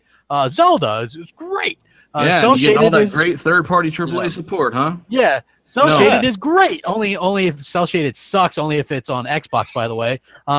Yeah, so I mean, it is a weird situation. But had they not announced the Scorpio when they did at that E3 with the S, I have a feeling that we'd still had been hearing about Resolution nonstop until this year. Of course, you know what I mean. And people need to be more mindful that your average generation is not 8 or 9 years. The last generation was the exception to the rule. Right. So, they're on path for upgrade tracks 4 or 5 years. That's normal. So I think the Pro came early, of course. But the X, it's right about on time, really. Yeah, I think I have no problem with the X, especially since they were getting the crap kicked out of them. Microsoft was, in terms of like the resolution nonsense, as well as other things as well. So I'm a fan of just, it's hard saying because I've spent so much goddamn money on consoles this generation. You know what I mean? Like, I bought an Xbox One at launch. That's $500. I bought a Xbox One S.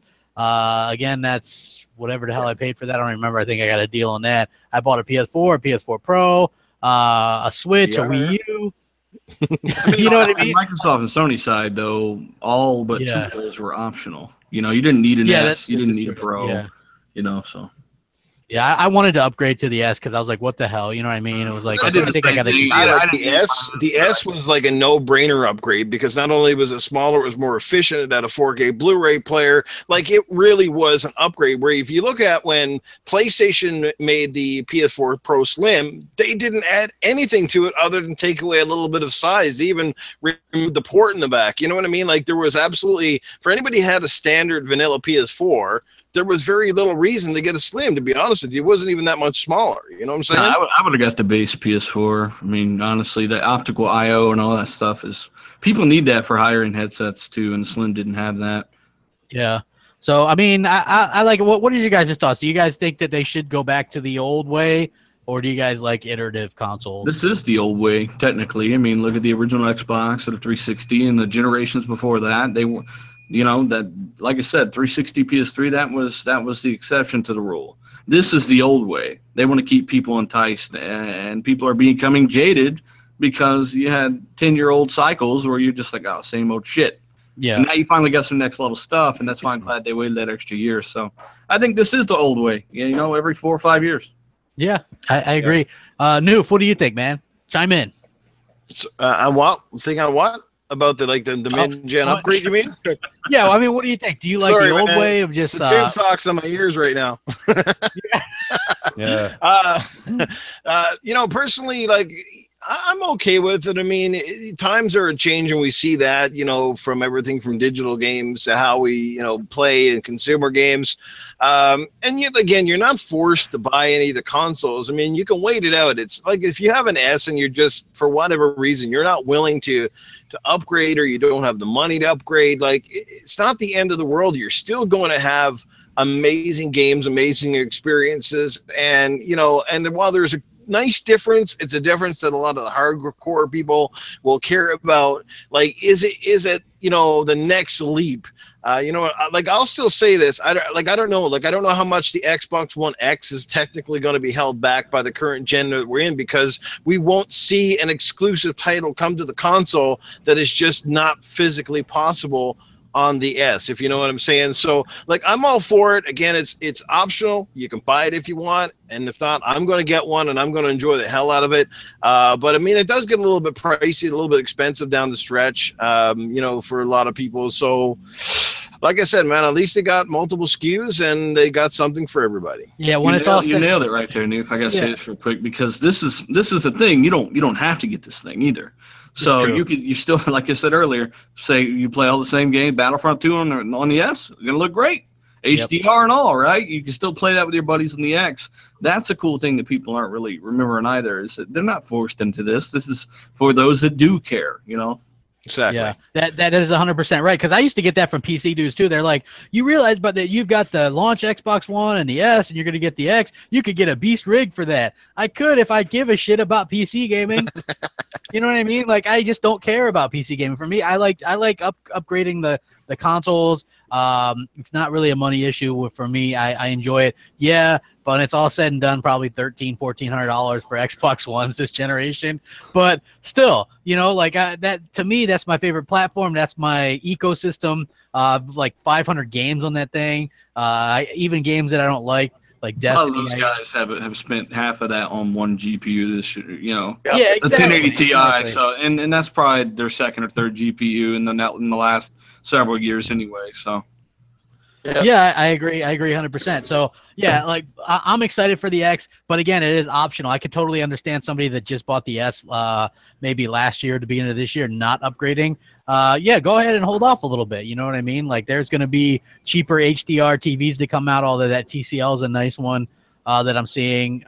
Just at the end of the day, it's really up to you, but you're going to enjoy your games. Because, remember at the beginning of the generation when Xbox One was getting 720p games, and they only got a handful, but the PS4 was doing them at 1080p at that time, right? And everybody goes, it's just going to get worse. It's just going to get worse. Here we are 4 years later, and did it really get worse? No.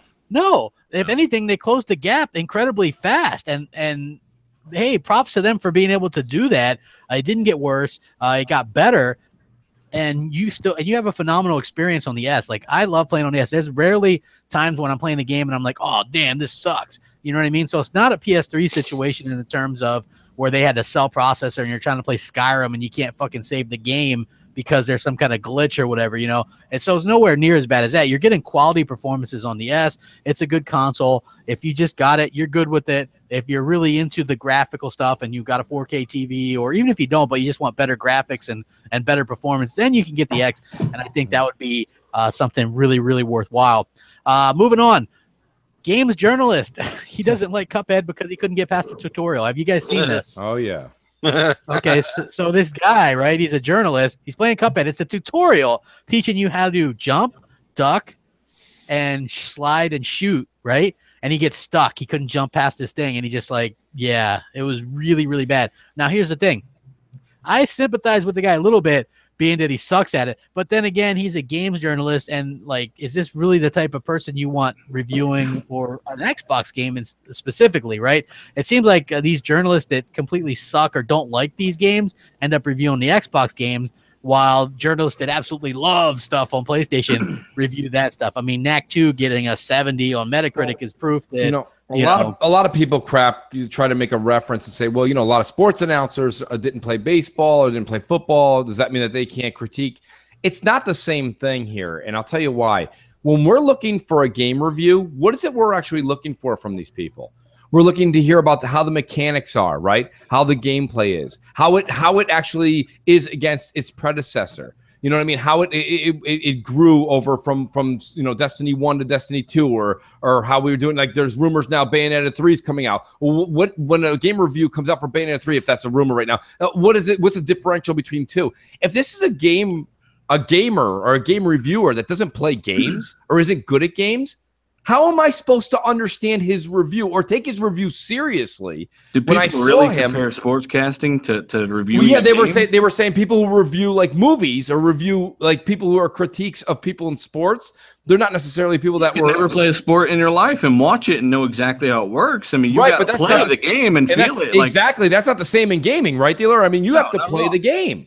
No, not at all. It's not even close to the same thing. I agree with you. I mean, that's the thing. You need to be able to play this game. Do you have to be a professional champion? Do you have to be in like the Halo championships or part of the extreme sports, the esports? No, you don't have to be that good. That guy's performance on that game was so bad, he couldn't even flush an automated toilet. I mean, my Jesus. He said he's quoted as saying, okay, that he didn't realize until the third or fourth attempt that he couldn't jump on the enemy's head. He didn't realize he was getting hurt. What game? What world did you grow up in where when you jump on the character doesn't actually shake and shrink, you shake and bounce back? That means you got hurt. You know what I mean? What is it that let's drop the bomb on him, Noof, and let everyone know that the guy's been doing this for 25 years. Wow. He also reviewed Mass Effect 1, I do believe, right? Is this true? He reviewed Mass Effect 1 and gave it a 1 out of 10. Yeah. Gave it a 1 out of 10. He said it was too hard. He said it was too hard. He got all the way through the game. People noticed in his review that he didn't level up his character at all. He didn't know he could level up, and that's why it was so fucking hard. I mean, this guy is a moron. Wow. Sounds like something I would do. Like I was playing Witcher 4 or Witcher 3, and fucking I couldn't make a potion. Hellhammer's like, you've only made one potion? Listen, here's the thing, though. Before we just go in on this poor guy, there's a lot of people in the gaming industry that can't play games. And I don't mean play them. Again, I want to reiterate this because the first thing people will be like, Mooch, not everybody's stellar. Okay? They work all day. First of all, this is their work all day. That's first. Number two, I'm not saying you have to be a champion or an unbelievable gamer. Just read the screen. It says jump, hit right bumper. It said jump up, and then you put whether it was right bumper or Y to like glide over the obstruction. That is basics, folks. That is basics, folks. It does. Like, that is bad. That does remind me of something, honestly, that I would probably do. Like have a little bit of problem with that. But at the end of the day, look, I'm not going to sit there and play a game and review a game. Like, I do crappy reviews. That's what I do. But I'm not going to sit there and review a game that I hate or that I'm just absolutely horrible at. You know what I mean? Because there's no point in that. So the guy reviewing a game that, like, the guy, what's his name? Gertzman. It was like Gertzman who reviewed Quantum Break. Yeah, he hates third-person cover shooters or whatever. Can you imagine? You guys ever watch that TMZ show? It's usually on at midnight. I don't know what channel it's on. And the guy's sitting there who's basically the lead editor, and they're like, "Oh yeah, Lady Gaga is going to show up at Bowl," and he's like, "You take that and run with it." I could just see somebody at Giant Bomb being like, "Gertzman, you hate third-person cover shooters, right? Yeah, Quantum Break's yours. You do that. I want to see you do that. I want that on my desk Monday morning." And I'm like, why is it that this is what I'm saying? The problem is that a lot of people graduated with an English degree or maybe something in PR, public relations. They got a degree all over the country. They all want to go, all these young folks, they want to go out to where it's beautiful, it's warm. Where's that? California. What's thriving right now in San Francisco? Gaming journalism. And this is over the past 10 years. And you see them all sitting there at IGN and Kotaku and Polygon. They're all sitting in those offices, loving life, enjoying the nice weather, enjoying their lattes. and they're having a good time out there. But the problem is these are the wrong people. They're the wrong people. And it's okay to say that, everybody. It's okay. Say it with me. The wrong people. The wrong people. You know what this guy could have used? He could have used a degree in knowing. He could have used a degree in knowing what footage was worth uploading. For one, that could have saved him all this trouble. You know, yeah, why upload footage like that? Than my NAC 1 footage. Yeah, the one where your TV was off, and you know. Yeah, so I mean, like, yeah, that at least I have an excuse. That guy fucking has no excuse. Like, it was sad. It was painful to watch. It was really painful to watch. Sad part is that guy will probably review the game for Xbox. You know what I mean? But at least people have a little something to kind of point out there, like, holy shit, what the hell is this guy doing? It's sad, really. I mean, the state of the way games journalism is. Again, like going back to what you were saying earlier, Mooch, where you weren't used to the big sites like YouTubers and stuff. That's happened to me quite a bit, where I was the story or somebody else that I know was a story in something, you know, because we're doing their jobs for them. And that's interesting to me. Like these sites aren't asking good questions. Like, hey, are you guys doing a 1080p thing? They're too busy asking stupid shit. Right. You know, like, hey, what do you think about the resolution? But how about, or look at fucking Keeley, right? He badgered the fucking people about the pro version of Ark Survival Evolved. But what about that pro version, huh? Like, that's all he cared about. You know, like, you don't really get journalists doing a good job at doing what they should be doing, which is being a journalist, and that's fucking unfortunate as far as I'm concerned. Right. I agree. I mean, more people are. That's not something to breeze over either. Crap. I mean, there's a lot of people. I've gotten a ton on Xbox Live. People on Twitter, and I'm sure dealers gotten it. I'm sure everyone on this panel's gotten it. Crap. I know you have gotten it. People are asking me my opinion on Destiny 2, and I try to give them, you know, as part of what we do on podcasts, some of it's entertainment, but I try to answer from the heart, from the gut, and how I truly feel, and if I'm going to play it or not. And that's actually something that's a little bit more sincere than you can see the money trickling down or the nonsense or the people who have lack of experience in the gaming world. The gaming media is nothing more than an opinionated, listening to Crapgamer or Dealer or myself or Noof or Hellhammer, listening to anybody, Next Gen, anyone give you their opinions is no different than listening to Ryan McCaffrey, who's also a flip-flopper. You know, I'm not buying a 4K TV. Maybe I can be persuaded into a 4K TV. When it's the job that you do for a living. These guys are so full of shit out there that I mean, it's unbelievable. And when you watch them talking to the people about the developers and this and that, it's like Crap said. Instead of asking the hard-nosed questions, when's it coming to the Pro? When's the Pro getting it? I have a PlayStation, you know, damn it. Like, it's all clickbait. So it's all to get you to listen to it, folks. And I mean, don't get me wrong. We all kind of tune into a certain degree, but it's nonsense. And I applaud you guys for turning more to YouTube for that. Yeah. Hey, Crap, is there any chance that we can send that reviewer a copy of I Am Mayo to review? Yeah, that's a super easy game to platinum. So yeah, I mean, I would hope that he probably would be right up his alley. You know what I mean? Like, yeah, it's unfortunate the guy doesn't know what the hell he's doing. Hopefully he doesn't end up reviewing the final product, but that was sad to kind of watch. And I'm a crappy reviewer, but damn, you know, like, that is just horrible. Dead Rising 4 coming to PS4, folks. Yeah, that's right. Microsoft is like, hell, we don't need any exclusive games. Let's go ahead and let this one go to PS4. Like, I don't know. People are like, well, they didn't say that it would probably go there. I mean, they said that a year ago. They said it was a console exclusive for a year. Like, yeah, they say it could go to another platform. No, it said it in text. It's a console. It's a console exclusive for 1 year. It was in an article. Yeah, it was. I did see crap. that. I did. No. I did see that. Like, a lot of people pointed that out to me, right? But then when you read it, it's like it doesn't say 100% for sure. You know what I mean? It's like it could, which I don't know. Like, for me, I don't care about that game specifically, but I don't like it where they like do things to where it makes it sound like there's an exclusive, and then it's not. You know, people didn't really support that game. There was a lot. I think we had like 4 AAAs the last couple 3 months of the year, and a lot of people didn't pick it up. It was after all the rush sales, but you know, Dead Rising needs a revamp to me. I like the way the game looks. Of course, it runs and looks better than 3 in every way. They got rid of the co-op, which was a mistake.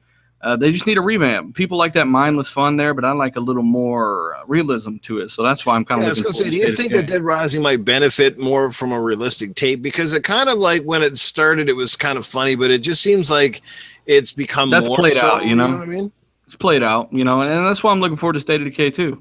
Because if you haven't played that, or at least the first one, that's the best zombie game ever made right there. Yeah. Well, here's the thing. Like, I really enjoy State of Decay, so I'm looking forward to State of Decay 2. The Dead Rising 4 thing, it's like, and we bitch about this sometime. I know me and Mooch do, where the media badgers Microsoft over third-party exclusives that Microsoft has. Now I start to get it a little bit because Microsoft tends to do this. And it was funny to me because Phil Spencer the previous year was like, yeah, big mistake. The Rise of the Tomb Raider thing, keeping content away from other people. I won't do that again. And then the next year he does the Dead Rising 4 stuff, which, you know, it's an okay game. It didn't sell for shit on the Xbox. I mean, I had fun with it playing it around Christmas time. I enjoyed it a lot. I like 3 and 4 though. So I didn't like 1 or 2 as much, the timers and stuff like that. There's a rumor that they're working on a brand new one. So we'll have to see what comes out of that. But yeah, just a little bit odd. So now it's like, does anybody here think that PUBG won't eventually come to the PS4? I don't know. That's a trick question. You know what I mean? That's almost, it really is a trick question because here's the situation with PUBG. It's not just your standard. The developers really want to make sure that this thing is, whether it's PC, Xbox, or PC console, they really focus on the PC world, and we know that Microsoft is PC centric. Okay, they're very much into that. So there is an extended deal here. Microsoft's publishing it. That doesn't mean anything. They've got their developers over there working on it. Yeah, but that does, again. So they had developers working with Rise of the Tomb Raider. My thing is that I just think that it's a trick question, crap, because the easy answer is, of course, it's going to come to PlayStation because why wouldn't they want to utilize that kind of a crowd? And that may be. But what Microsoft should be doing as we speak is forget the extended partnership. They need to lock. I know that there's 10 million active users now, but like if you don't lock it down now, there's going to be 20 million. Once there's 20 million, guess what? They're going to want this thing to go out and get to 100 million. And it's smart for Microsoft to lock it up. And, you know, of course, some people right now in California are listening to this. And they're like, excuse me, could you just pass me the Bic lighter? I have to light this candle. I want everyone to fucking play, okay? Shouldn't we all play? Yes, we can all play, but on the same ecosystem, which is Xbox. And Sony has theirs. Microsoft needs theirs. And for some reason, this Xbox brass doesn't get it. It's tied into your Dead Rising 4. I think you went with the wrong. You kind of went into the Dead Rising 4. It's not about Dead Rising 4. It's not about necessarily just PUBG. It's about this topic. The topic is, why is it at the end of the day when I'm a consumer, I want to walk in and buy your platform? Okay, the Xbox Live being great, the controller being great, are only both utilized if you have a game that's only on your box. Otherwise, I can go and use that and play that game anywhere, really. It doesn't matter. You have to have the games, the service, and the controller. All three have to be working at once for it to happen, okay? It's a Zelda reference. It's a Triforce, folks. It's what makes things work in the gaming industry. And for some reason, I can't say it's just Phil and Aaron or Shannon.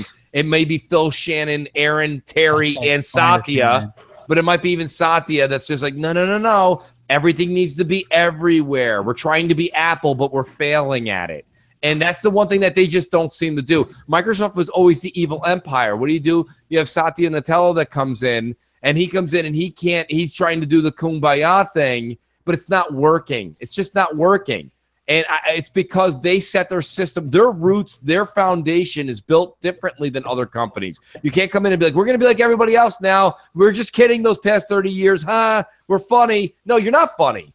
And you're fucking up. And the problem is that nobody understands. There's no reason somebody shouldn't be at the negotiation table right now to lock down PUBG. Now, let me reiterate something, too. PUBG is not the latest, greatest thing since sliced bread and gaming. Okay, it's a very simplistic-looking game. It's not gorgeous. The idea is not revolutionary, but it works and people like it, and it's a household name already. Lock the fucking thing down. No, what do? We have an extended contract. We upped it an extra 60 days. Great, thanks a lot. Nice work, guys. You locked it down for 60 days. I don't understand this concept. So until the brass gets it in Redmond, until you see like somebody else come in and like authorize that buy, now's the time you buy it. Don't wait till they're at 20 million active users. But so, I mean, the question is kind of a trick question, crap. There's really no yes or no. Yeah, like for me, you mentioned the 10 million active users, right? So the game is 10 million. It sold 2 million in the last 2 weeks.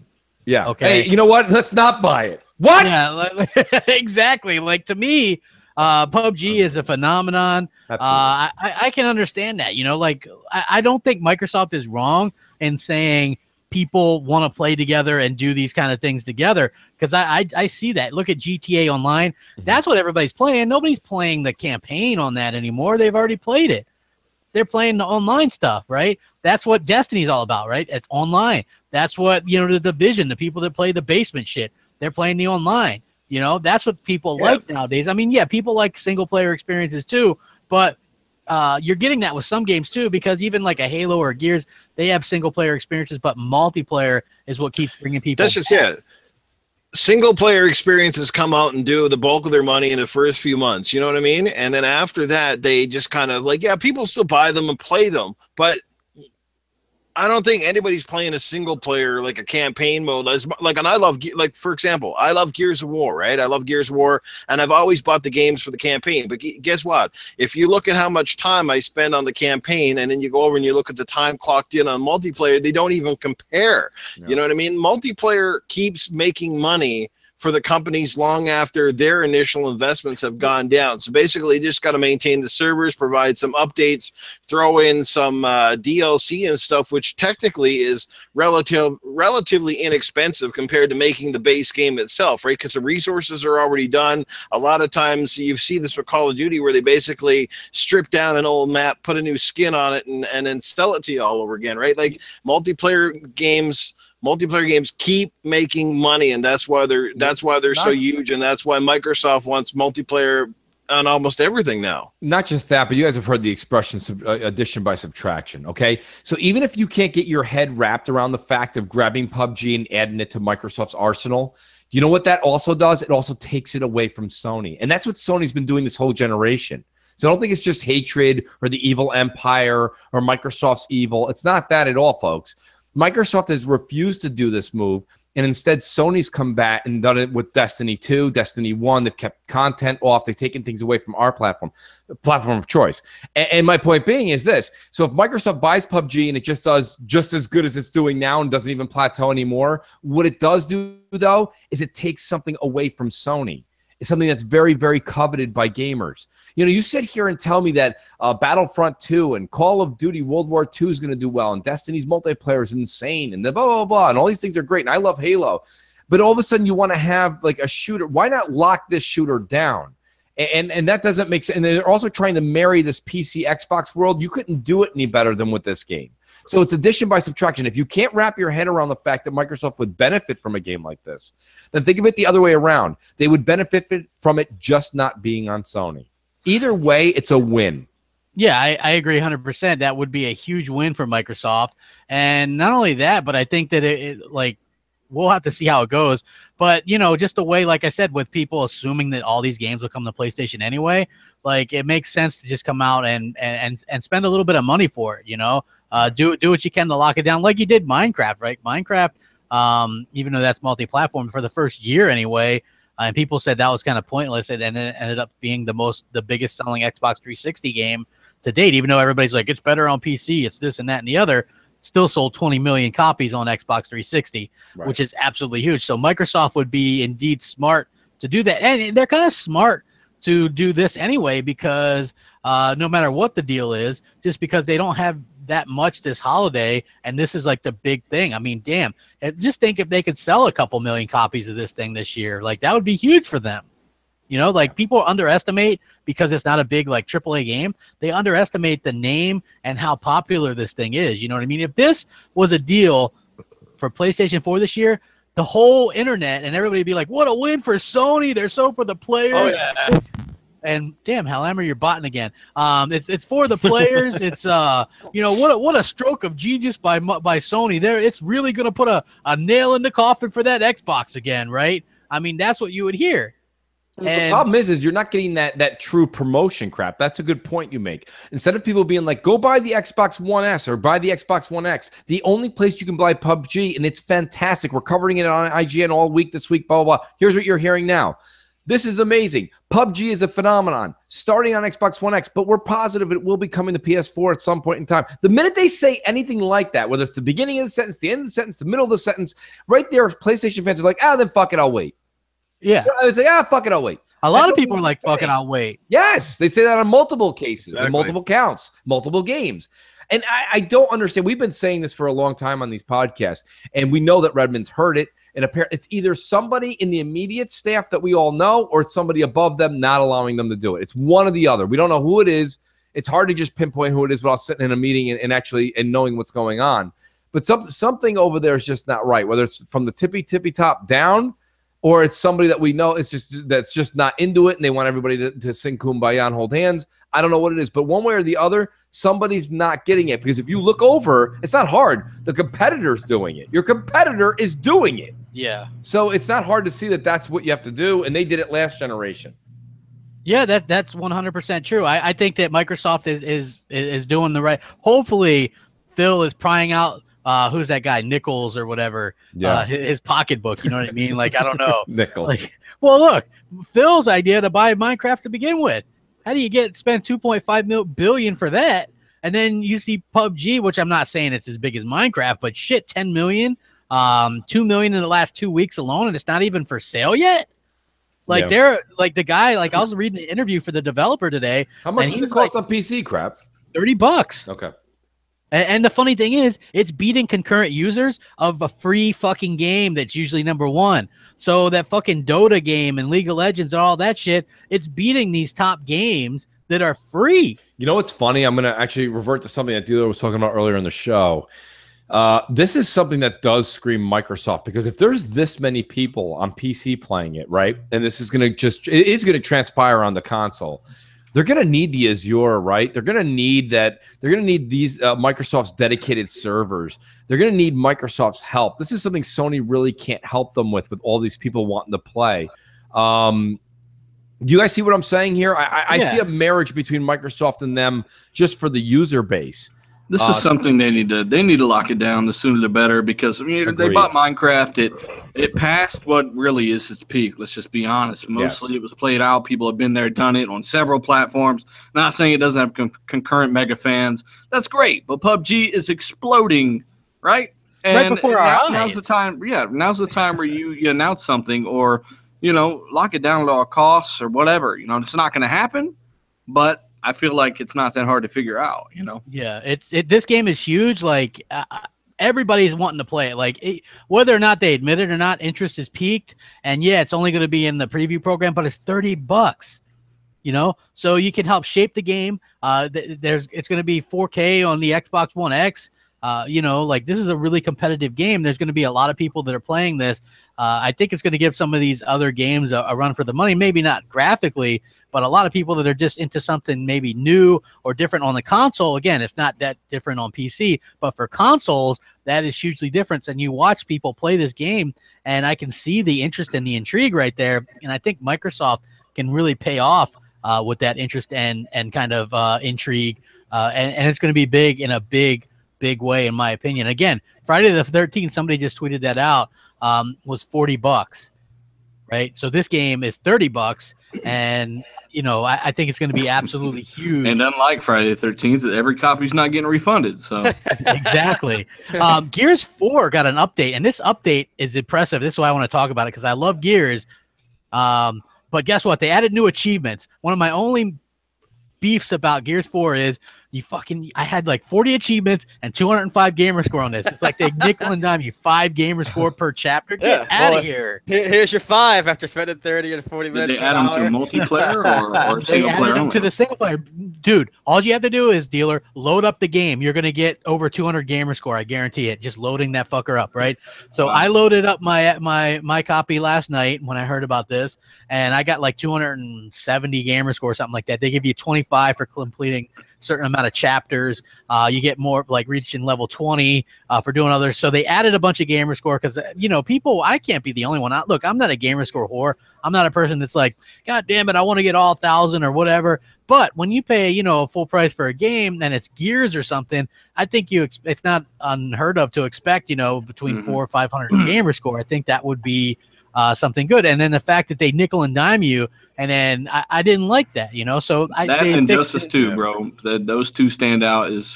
I beat Injustice 2 and ended up with like 70 gamer score.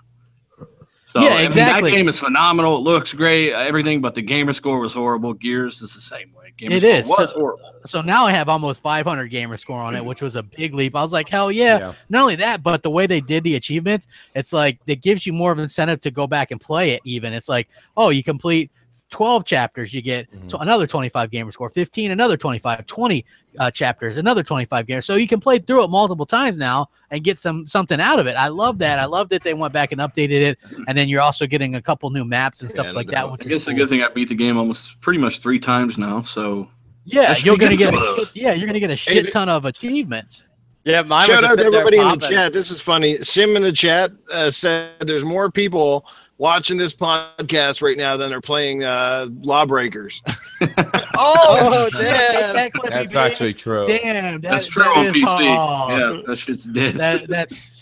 That's cold blooded. Hey, Foxy says she's watching and approves of the Gears topic because yes, I am so happy that they fixed this. Like, I know it's a stupid thing to be complaining about, but the achievements were a thing nonetheless, and now that they fixed it, I'm fucking extremely happy about that. New maps, like I said, they continue to support it. They say they're going to keep on supporting it and things like that. It's good timing, too, because the people are going to run through it on the X.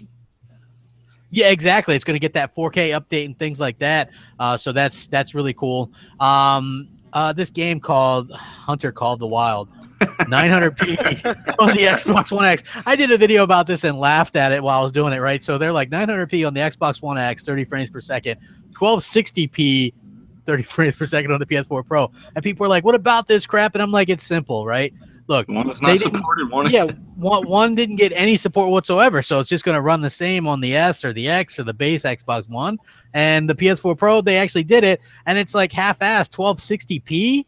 What is that? Anyway? Are they using Unreal Engine 7? Yeah, like, Jesus. Like, man, what is up with the developers? You said it right there, too, and I explained it on Twitter as well. The game runs at 900p on the base Xbox One. It runs at 900p on the X as well because, of course, it has not gotten an X patch. So it's going to run just like it's on a regular one. Hell yeah. So that to me is like that's why I do videos about that, right? When the developers kind of fuck over Xbox fans, like, look, we cannot be shit on like that. Ghost Warrior, whatever the hell it was, those guys were like HDR on PS4 and PC. You know what's worse, bro? I know what you're getting at, but you know what's even worse is the morons that linked you and said, "What about this? It's proof." And they're so dumb that they don't look into any of this or use their brains, right? There is no game on the planet right now that would make the X have to go below 1080p 30 ultra settings. Not even close. So, you know, it's funny to me even now that you know, I don't care about a couple of obscure games not hitting targets, even though there's no need for it. But the big thing is I don't want to see this becoming sort of a trend moving forward, like even from small developers, because it just like, why are you shafting fans? Like, really, what's the reason behind it when you clearly have a console that other developers like the Arc guys have said can easily, you know, run the numbers. You know what I'm saying? So, like, this stuff is a load of horseshit. They might not have an X1X dev kit yet. So, yeah. You know, it's not even out yet. Prey didn't even have a patch on the Pro when it came out for like a month or two. So, you know, it's just not supported yet. It's not a huge deal. It's just people ran with the 900p on it. It's the way the developer worded it. It's running at 900p on the X1X. He shouldn't have said that. But technically it's true, but only because it's not getting patched yet. Yeah, hopefully, you know, people understand that, because, you know, anytime a game's not 4K, like Final Fantasy 15, it's going to run 3K. I saw a fucking article that said it's going to run 3K native on the Xbox One X. Yeah. Like, really? How many fucking articles have we ever seen on the PS4 Pro running fucking fake 4K or whatever? You know what I mean? Or it doesn't 3K. matter. It'll be better than the Pro version every way. Exactly. Like, it's going to be fucking better every single game. Like, get used to it, Sony fanboys. Every fucking game is going to be better on the Xbox One X. Yeah. Well, except for Call of the Wild. Those that are supported with equal effort, easily better. I just like the developers, though, to be more clear with certain things, not mislead people. Because obviously, if they just haven't gotten around to it, or they don't have a dev kit to say, we just haven't optimized it yet for the X, but we hope to get to it shortly. Like, that's all they need to say. It's the way that the writers are twisting these articles. It's the way that the devs are not clarifying their intentions. It drives me absolutely bonkers. Yeah, exactly. 100%. And pretty much with that, I hit every fucking topic pretty much, but like 2 smaller ones. But hey, man, Mooch sends me the fucking tweet. There it is at 10 o'clock, Guy buddy. looking at his fucking wristwatch. He wants to get back on that Destiny, yeah? Yeah, he's like, Destiny 2. Destiny's calling me, buddy. You got to eat a little something, get in there, get those proteins up for that, buddy. Well, yes, sir. Well, Mooch, what do you got going on, man? I know we got Crossfire Friday. Absolutely. Crossfire Friday. It's going to be a good show. Lots to talk about. A couple things Crap actually left off. We'll wait till Friday to talk about a couple Mike Ibarra things that came out today. And I don't know, last Friday was just smothered with news. I'm hoping I get smothered with more topics like that. That was great. And then we have MNC Mornings on Sunday morning, 11 o'clock on my channel. And I hope the guy Crap's there. Yeah, I'm gonna be And there, safe. man. Yes, I'm gonna be there, and the show's gonna go on, and it's gonna be a lot of fun, and we're giving away something, and yeah, we've got a lot of cool shit going on, so we definitely appreciate all that stuff. Absolutely. Dealer, what do you got going on, man? I know you did RDX last night. Yeah, it was a really good show. If you haven't checked it out, please drop by and see what you think of it if you haven't checked it out yet. Great show today, guys. Hit that like button if you haven't already. And, of course, follow me on Twitter at dealer_gaming if you happen to give a fuck. Hell yeah. Hellheimer, what do you got going on? Pretty much nothing. I'll be back on here next week. Otherwise, find me on Twitter at XXLhammer. Hell yeah. And Noof, what do you got going on? I know you didn't do no console corner this week, but you got other stuff, I'm sure. No, absolutely no. There's no console corner. Obviously, GKB and him have different things going on, so unfortunately got passed to the side. But hopefully we can bring him back next week, depending on what transpires in your neck of the woods. And guys, yeah, MNC Morning next Sunday. Excited for that. And this might be the sound of MNC Morning next Sunday.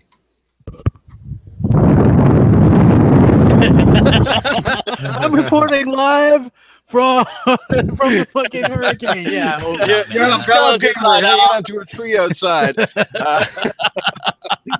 let's hope that everything goes well, guys. And again, thanks for tuning in and watching Xbox Nation. Always a freaking blast to be here with this amazing panel. Love all these guys so much. Love everybody that showed up and supported once again. Hope you enjoyed the show. Lots of great topics. And yeah, man, looking forward to playing some more Destiny and hopefully trying to get some more videos up. I've been really slacking on that lately. Yeah, get some damn videos up, you lazy fuck. Yeah. Also, yeah, man, shout out to all the people, you know, GKB, Shewa, Foxy, all you guys in Florida. Take care, be safe, and all the people that are already affected by that. You know, don't be an asshole too, people. Like, you know, don't take all the water. Just take what you think you might need. You know, don't take all the gas. They're like, I might need all of it. I might need all the water. 1,500 gallons of gas. You don't need. Yeah, you don't need. You don't need fucking 200 gallons of water. Yeah, like, man, no, come on. Just be careful of your fellow neighbor and all that stuff. Stay safe, and we'll catch you guys next week. Rack 'em up. Peace. Have a great night. Later.